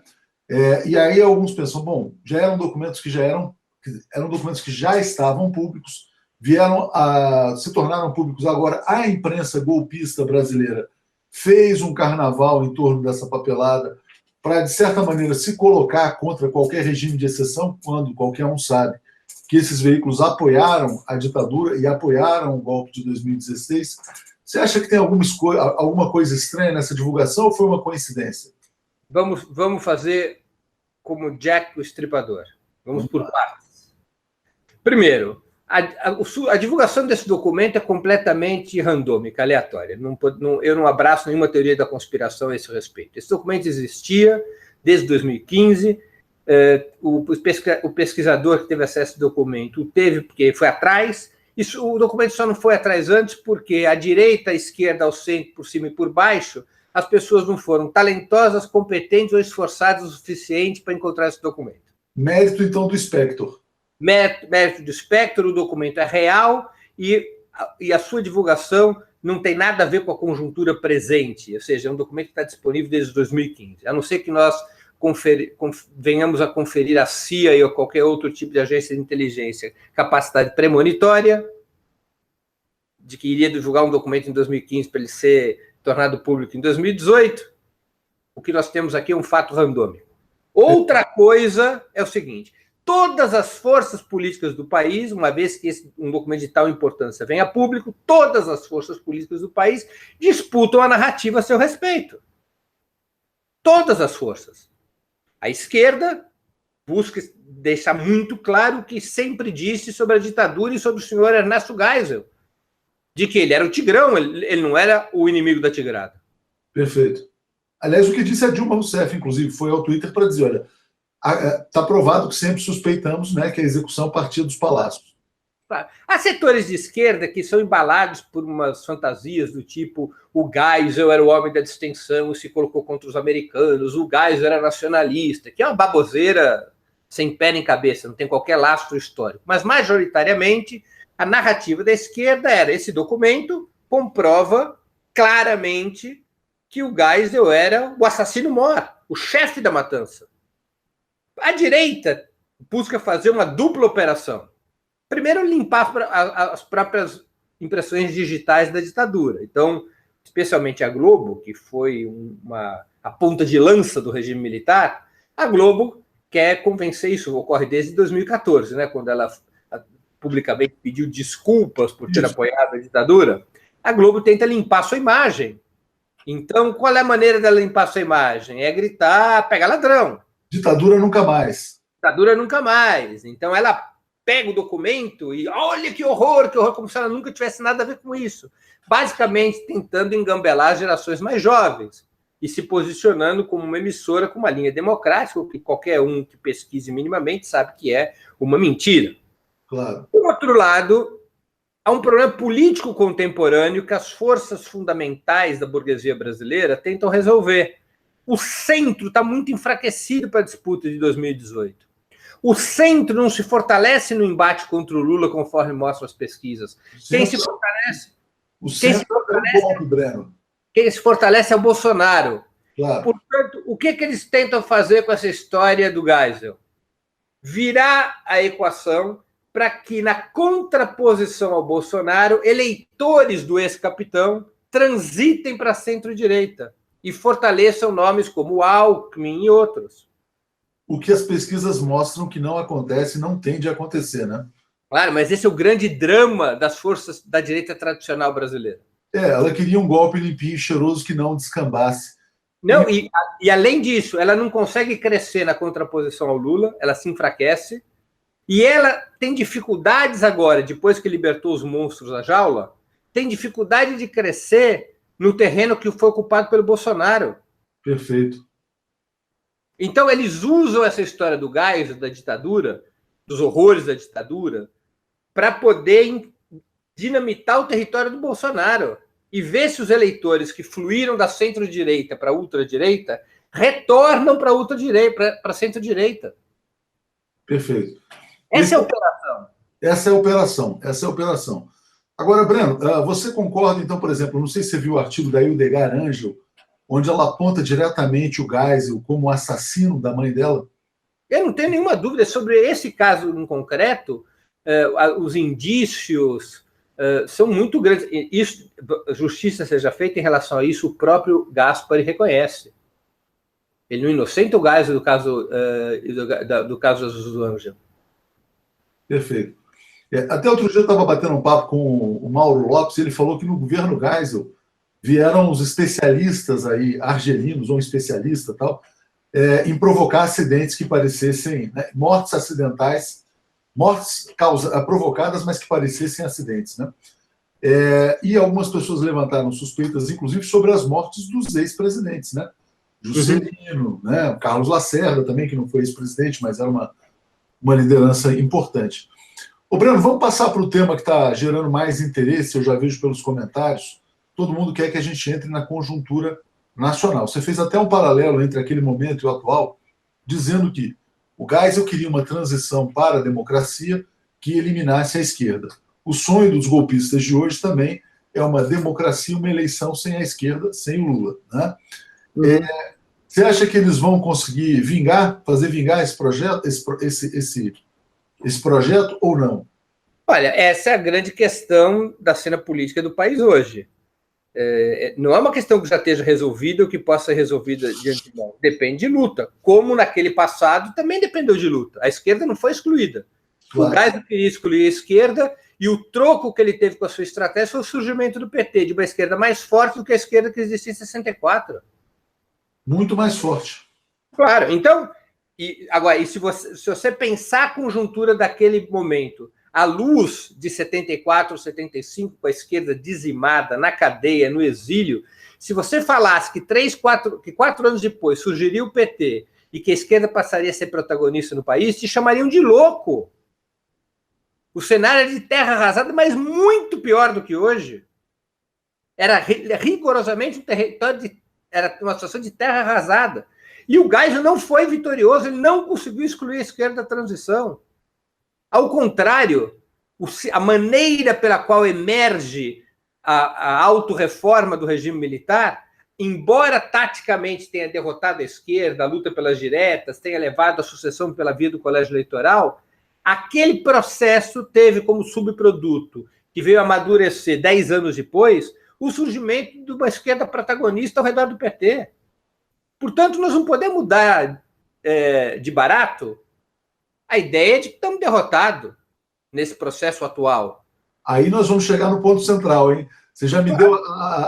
Já vou atuar como levantador aqui e entrar na grande questão, então, que é a discussão sobre a capitulação ou não do PT em torno da candidatura Lula para apoiar a candidatura Ciro Gomes. Movimento que ganhou força, né, em setores da esquerda e na própria blogosfera. Né?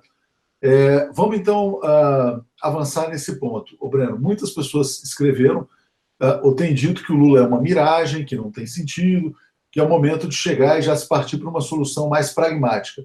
Como é que você vê essa colocação?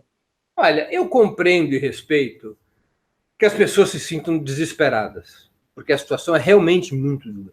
E quando a gente está desesperado, a gente quer alguma solução curto-prazista, não importa qual seja.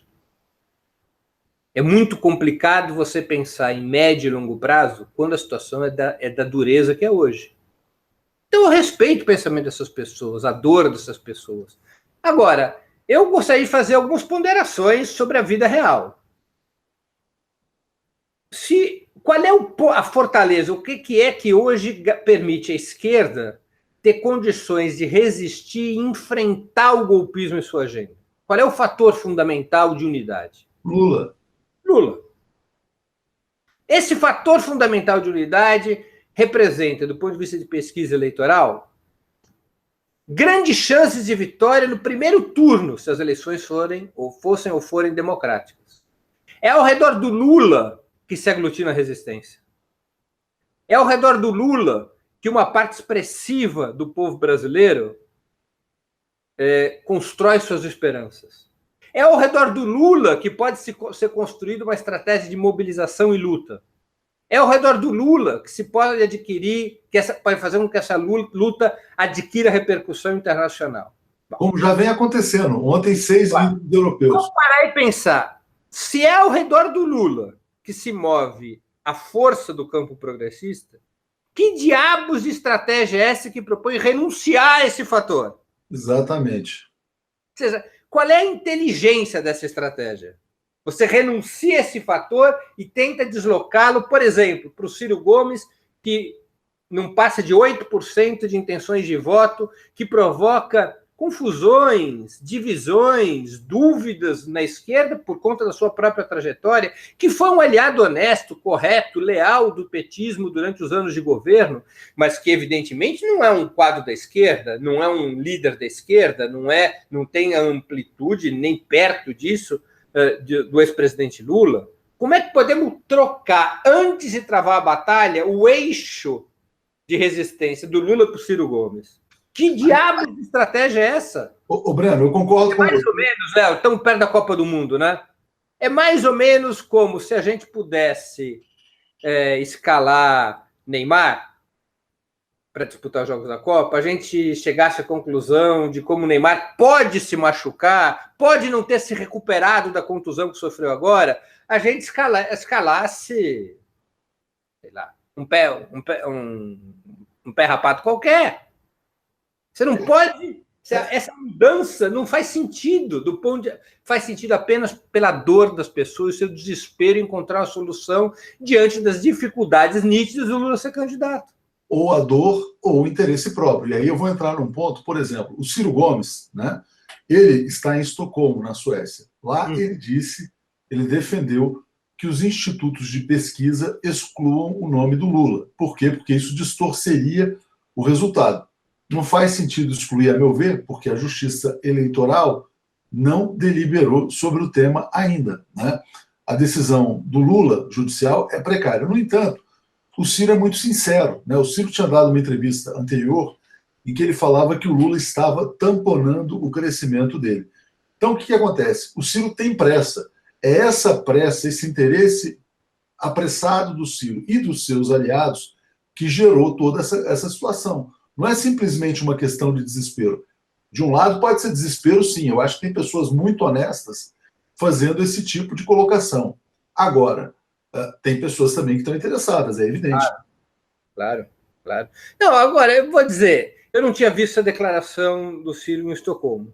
Ele fala o seguinte, ele fala duas coisas. Uma, ele fala que não vai conceder o indulto ao Lula, nem vai discutir, porque isso não faz sentido, uma vez que o Lula não está condenado em última instância. O Lula tem que ser inocentado, não indultado. Aí é um argumento até razoável, né? No entanto, o que ele falou também é que o Lula não será candidato, não será, todo mundo sabe que não será candidato, e por isso as empresas de pesquisa têm que retirar o nome dele com urgência, né? Mas por que retirar se ele é o candidato? Agora, essa declaração do Ciro Gomes, eu acho que ela é uma declaração desrespeitosa com o Lula e com o PT num grau inaceitável. A do indulto? Não, a de retirar das pesquisas. Ah, sim, também acho. Se ele quer construir pontes, esse foi um mau passo. Ou seja, ele está querendo retirar do PT o direito de defender a candidatura do Lula até o limite, está querendo retirar do Lula, antes da justiça, o direito do Lula concorrer. Mas a solidariedade, ele está querendo revelar animosidade? Na verdade, o Breno, eu acho que ele até aceita a tese de que o PT faça o que quiser, defenda o Lula, vá até o fim e tal. O recado dele é para os institutos. Ele está dizendo. Mas é mesmo, né, Léo? Porque retirar o Lula dos institutos é para que ele resolva o problema dele. Claro. Ou seja, para que ele cresça um pouco. Para que ele possa se apresentar como a solução que unifica a esquerda, ele invisibilizando o Lula. Isso não acontece, Branco. E o que acontece? Quer dizer, qual que é o ponto? Se você parar para pensar, os institutos eles já fazem os dois cenários. Eles já fazem o cenário com Lula e o sem Lula, né? Então, no cenário com Lula, Lula 33, Bolsonaro 16, Marina 7, Ciro 5. No cenário sem Lula, o Ciro sobe de 5 para 6,5. Mas, Léo, então, vamos levar em conta o seguinte. O Ciro sabe que, para crescer, ele precisa dos votos do Lula. Isso. Certo? O Ciro oscila em relação a qual a política adotar para ter os votos do Lula. Ora, ele se aproxima da base petista com declarações simpáticas, com discursos simpáticos, com um programa avançado, um programa democrático e pela independência nacional avançado. Ora, ele calcula que a melhor maneira dele herdar os votos do Lula é destruir o Lula e o PT. É matar, é eliminar. Então, ele oscila entre duas políticas. Quando ele propõe retirar o nome do Lula das pesquisas, como você está me informando agora, uma declaração que me surpreende pela falta de sensibilidade, o que ele está propondo? Invisibilizem o Lula, pelo amor de Deus. Exatamente. Invisibilizem o PT, porque invisível o Lula, os eleitores do Lula correm para mim. O que ele acha que acontece, né, na verdade. O que ele acha, porque a pesquisa não mostra isso. Esse é o objetivo dele. Isso é uma coisa, para quem quer construir unidade, um mau passo. E quem defende a candidatura do Ciro como a solução de unidade, estabelecendo imediatamente o apoio ao Ciro e o abandono da candidatura do Lula, deveria refletir sobre isso. Quem é que está provocando a divisão? É o Lula e o PT, com seus 35%, 40% dos votos, que respeita o direito do Ciro ser candidato, que respeita o direito do Bolo ser candidato, que respeita o direito da Manuela ser candidato, mas que quer que o direito do Lula ser candidato também seja respeitado? É o PT e o Lula que estão provocando divisão, ou o Ciro? Claro. Com suas declarações e opiniões. Deixa eu só ler uns comentários aqui. Olha, o Jackson falou que é nessa hora que se conhecem os verdadeiros amigos, né? O Haas está dizendo que o Ciro nunca quis fazer ponte alguma. A loucura dele é submeter o PT aos interesses dele, de forma até obsessiva, né? O Roberto dizendo que o Ciro é obsessivo, a Maria José que ele deseja o poder a qualquer custo, né? O Gilvan dizendo, Léo, parece que você quer alianças Lula-Ciro. O Gilvan, só para te explicar, eu sou aqui o entrevistador, então o entrevistado é o Breno, né? E eu sou um cara mais moderado. Inclusive, eu fiz um debate com o Miguel do Rosário, que assumiu uma posição pró-Ciro, né? E eu fiquei lá fazendo a contraposição aos argumentos do Miguel do Rosário. A minha posição, só para deixar explícita, mas não de forma tão eloquente quanto a do Breno, é Lula livre, Lula inocente, Lula candidato. Presidente, se assim o povo brasileiro desejar. Né? Essa é a minha posição. Evidente que as pessoas que são do PT vão dizer Lula livre, Lula inocente, Lula presidente. Eu digo Lula livre, Lula inocente, Lula candidato. Né? Porque aí... Eu acho que eu sou mais moderado que você. Não, pois é, mas o que eu acho, Breno, que se a gente fecha um consenso em torno desses 3 pontos, livre, inocente e candidato, inclusive dá o direito a muitas pessoas que não queriam votar no Lula, né, que possam escolher suas alternativas. Hoje eu tenho pleno acordo, porque hoje o ponto de unidade, e é uma unidade que tem que se estabelecer, inclusive com os demais candidatos do campo progressista, é ao redor da liberdade do Lula, do direito dele ser candidato, não é em relação ao apoio dele como candidato a presidente. Lógico, exatamente. O grande pacto de mobilização, a grande batalha da democracia, que é a batalha pela libertação do Lula, pelo direito dele ser candidato, é uma batalha que não pressupõe que as pessoas que a integrem defendam a candidatura do Lula. Pressupõe que as pessoas que a integrem defendam o direito dele ser candidato. É evidente. É a democracia. E por isso que eu digo, quando o Ciro propõe retirar o Lula das pesquisas, ele está afrontando essa unidade. Agora, eu vou falar uma coisa aqui, Breno, só uma coisa aqui. A Daniela está dizendo, olha, é importante, é até melhor que a máscara do Ciro caia agora, na visão dela, mas eu queria fazer aqui um elogio público ao Miguel do Rosário. Por quê? Porque muitas pessoas têm feito um movimento pró-Ciro, né, mas sem assumir as suas posições, sem assumir claramente que estão defendendo a candidatura do Ciro Gomes. O Miguel do Rosário tomando muita porrada, né, sendo chamado de traidor, disso, daquilo, coisa que eu não acho que ele seja. Né? Hoje ele escreveu um artigo, ontem, aliás, antes de embarcar para a Venezuela, dizendo que defende, sim, a candidatura a Ciro Gomes como a melhor saída para esse inferno brasileiro. Então, ele, pelo menos, assumiu a posição dele. Porque você tem muitas pessoas que estão propondo esse tipo de unidade, mas sem falar, sem botar o nome Ciro. Por que não põe logo o nome Ciro? Deixa eu fazer um comentário sobre isso. Eu tenho muito respeito pelo Miguel, muita admiração pelo trabalho dele, concordo contigo de que ele foi muito transparente e corajoso em expor suas opiniões com as quais eu não tenho concordância, diga-se de passagem.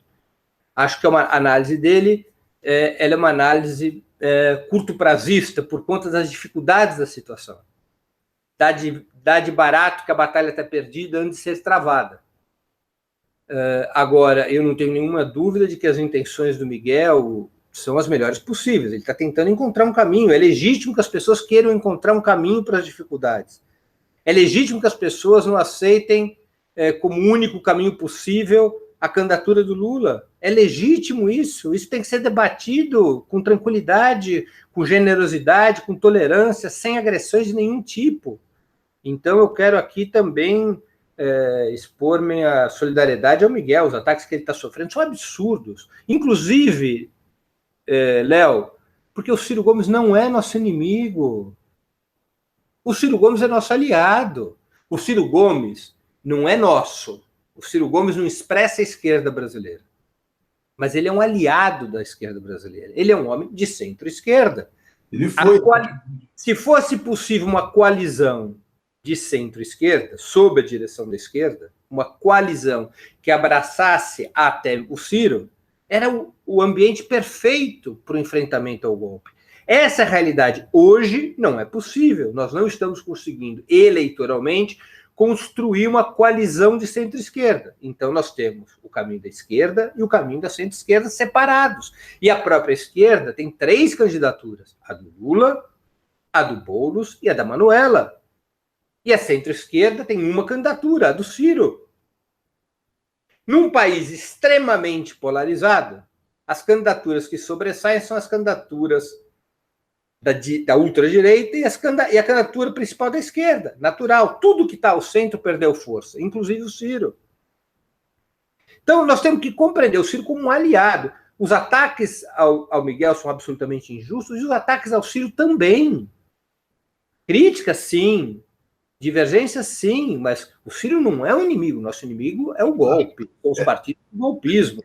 O que me incomoda no Ciro, o Breno, é a pouca inteligência da estratégia dele. Quando você fala que ele faz movimentos, olha, dá uma no cravo, uma na ferradura, oscila, né? Uma hora faz um gesto simpático, uma hora... Eu já disse que ele oscila.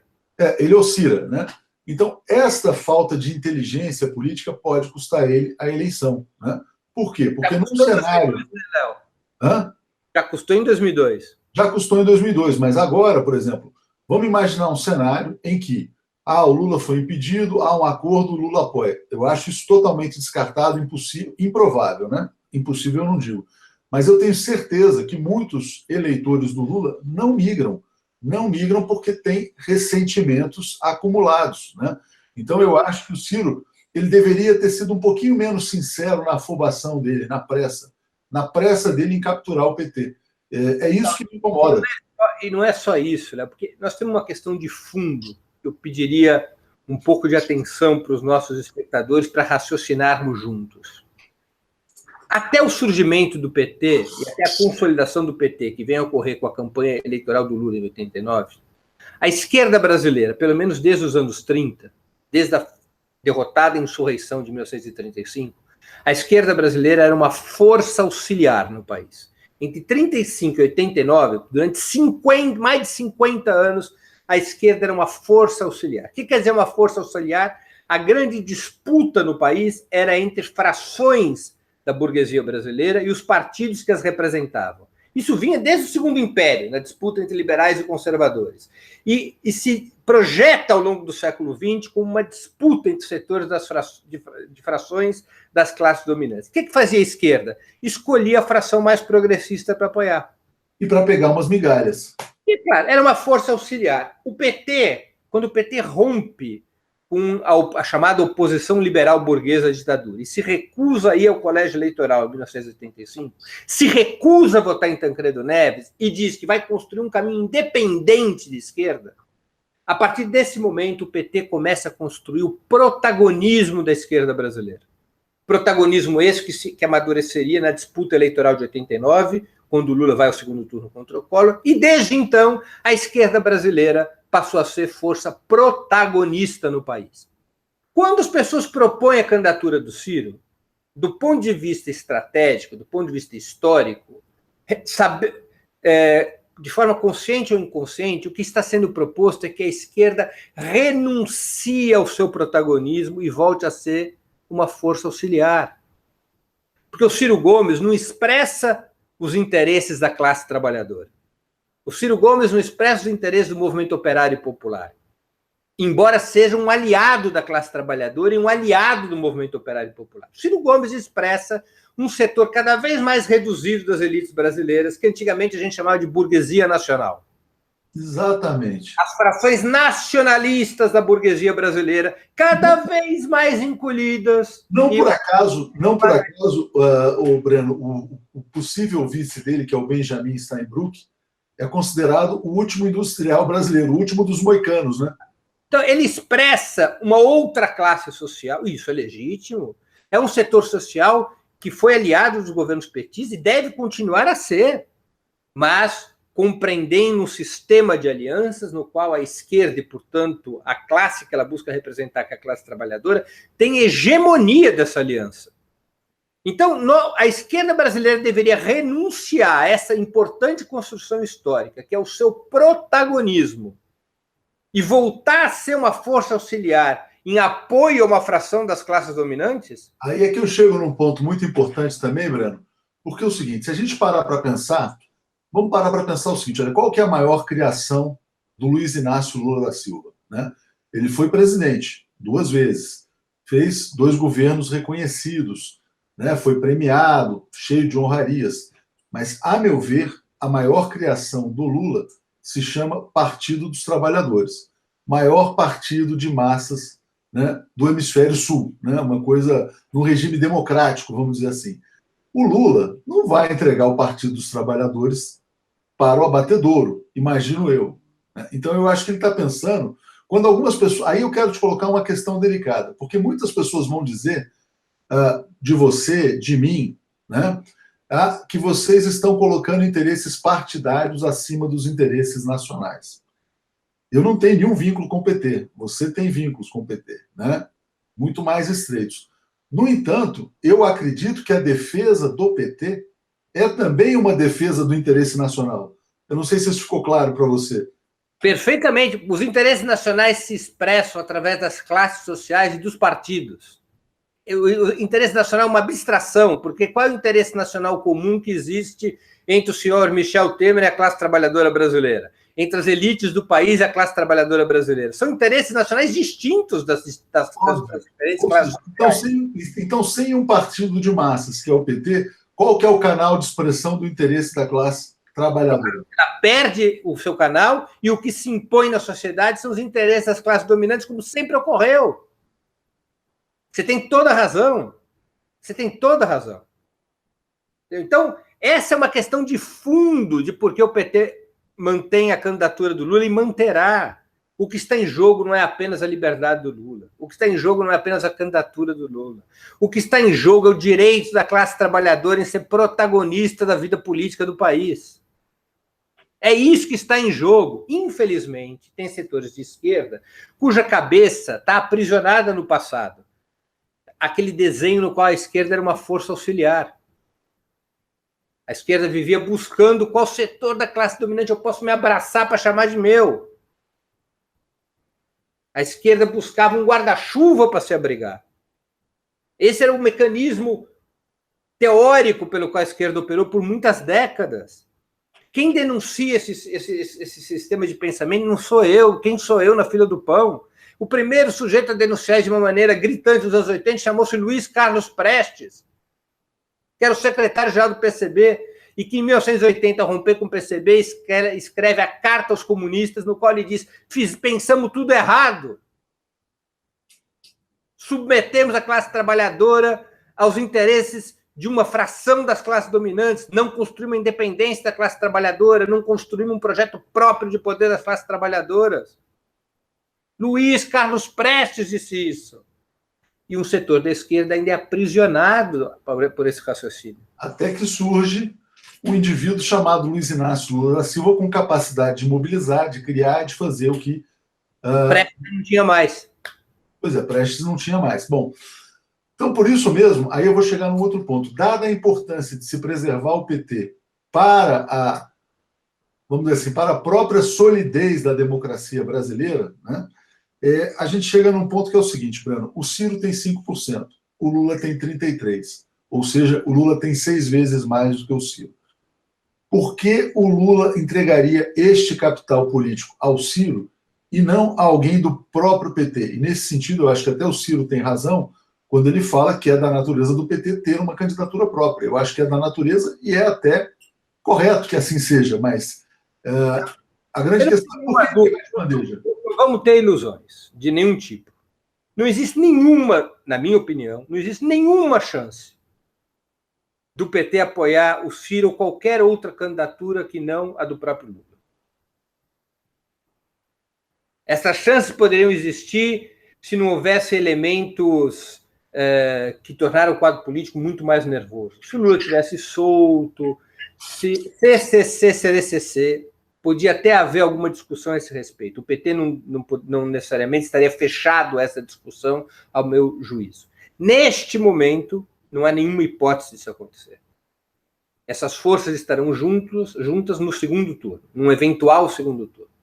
Há outras questões mais relevantes nesse debate que não tem a ver com as candidaturas do primeiro turno. Eu vou chamar a atenção para uma questão das pesquisas, Léo.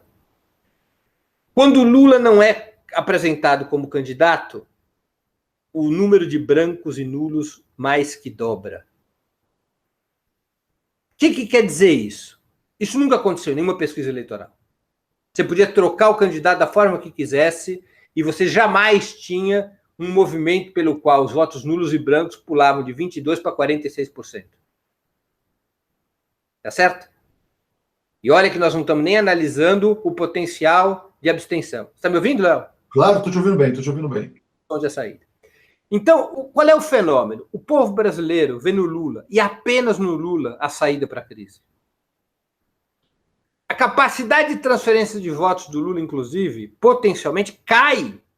Exatamente porque para o povo é Lula ou nada. Mesmo que a alternativa esteja dentro do PT, né? Mesmo que esteja dentro do PT. Quem faz política seriamente tem que analisar esse fato. A massa do povo, do seu jeito, da sua forma, está dizendo o seguinte: ou é Lula, ou nós consideramos que o país perdeu seu rumo, de que perdeu sentido a democracia construída em 88, que já não existe mais um regime, um sistema político no qual possamos confiar. E, portanto, minha maneira de protestar contra isso é o voto nulo, o voto branco, para não falar da abstenção. Essa realidade tem que ser analisada com muita pertinência, porque aí temos um perigo e um potencial. Um perigo, que é o perigo das massas se afastarem da política. E as elites do país poderem fazer aquilo que elas sempre gostariam de ter feito, que é a política apenas entre eles. Claro. Mas também tem um potencial. Qual é o potencial? O potencial de mobilização das massas do povo contra o golpe. E como mobilizar?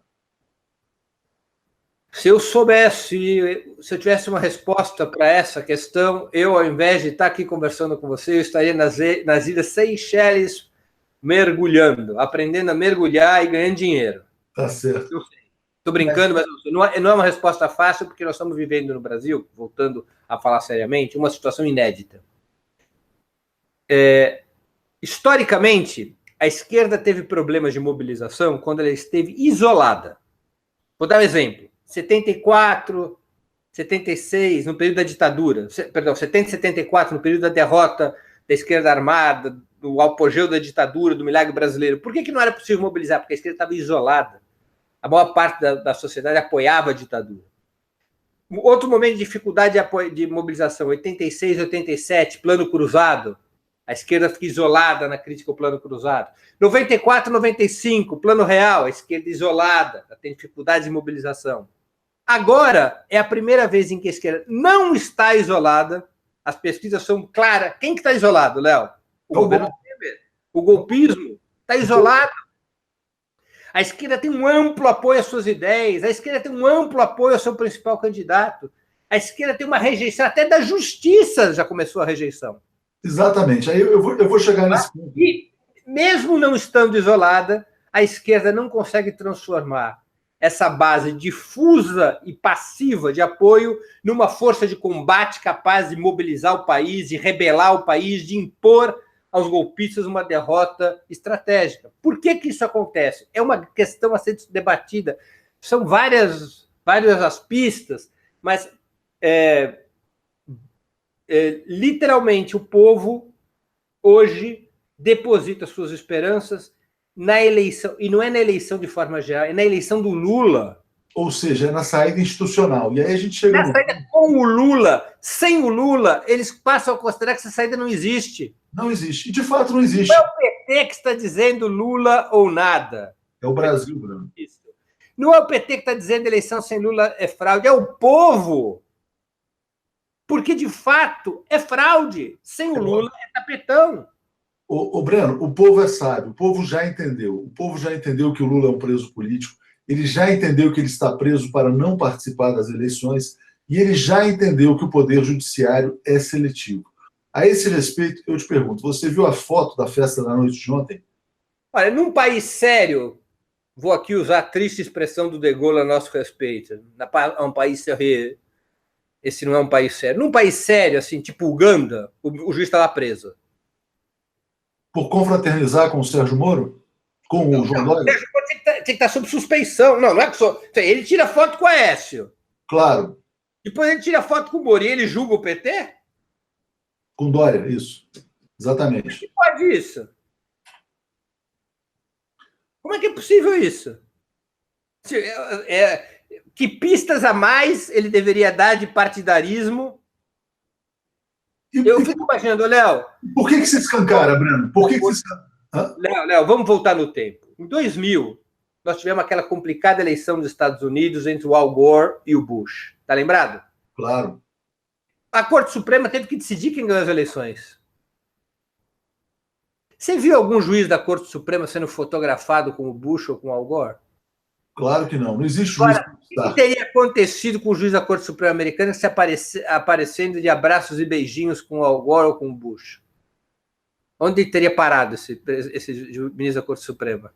É evidente, Breno. Isso é uma coisa óbvia, né? Mas, enfim, aí também nos Estados Unidos também não tem Globo, não tem outras coisas, também não tem instrumentos de idiotização como existem. Porque ele tem... Eu fico pensando... O que ocorre na cabeça do juiz Sérgio Moro para tirar uma foto desse tipo? Que sentimento de impunidade tem esse homem? Então, mas será que não é a sensação de que está acima do bem e do mal? Certamente. É disso para pior. Como ocorre um juiz que está decidindo a vida do país porque condenou o presidente mais popular da nossa história? É o juiz que condena os principais processos contra os dirigentes do PT.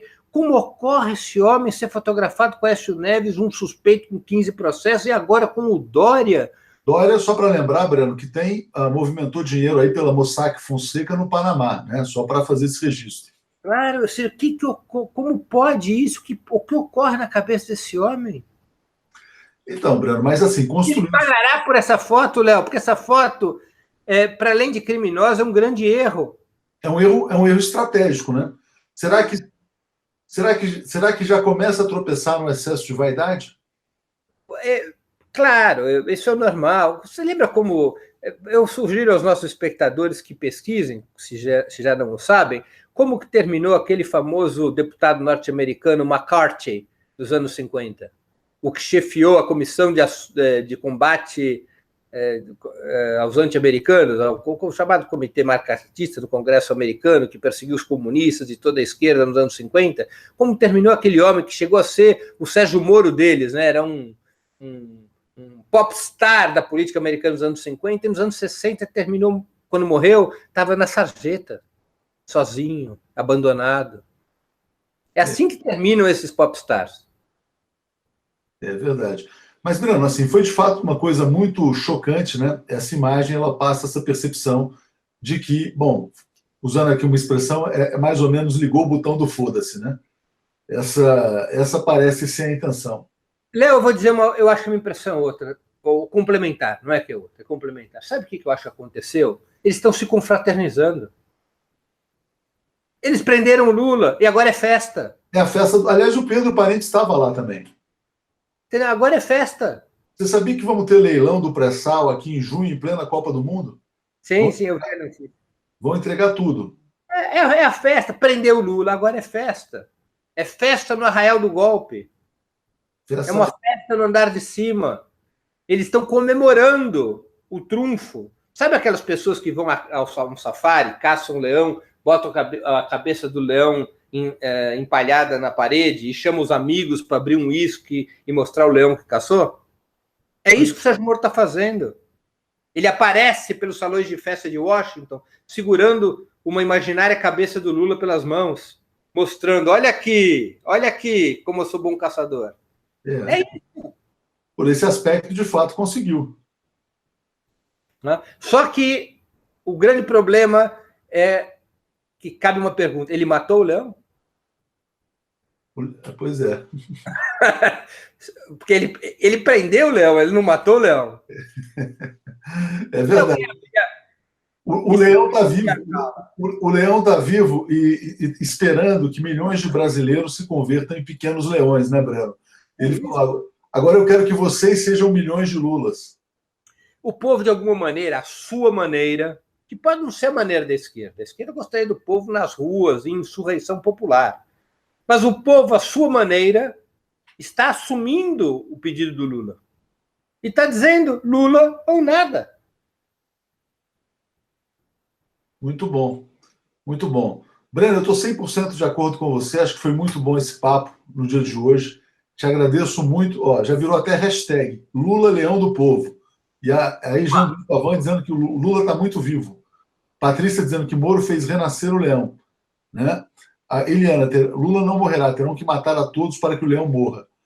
Simone, o leão está vivo e comanda a eleição. É isso aí. Você fechou um grande mote aí. Lula Leão do Povo é bom, gostei dessa. Lula Leão do Povo. Essa é boa. É isso aí, você é um grande formulador, um grande amigo, um grande pensador, um grande intelectual, colocou as coisas no lugar, né? E a gente podia manter essa rotina de toda semana ter uma análise de conjuntura com o grande Breno Altman.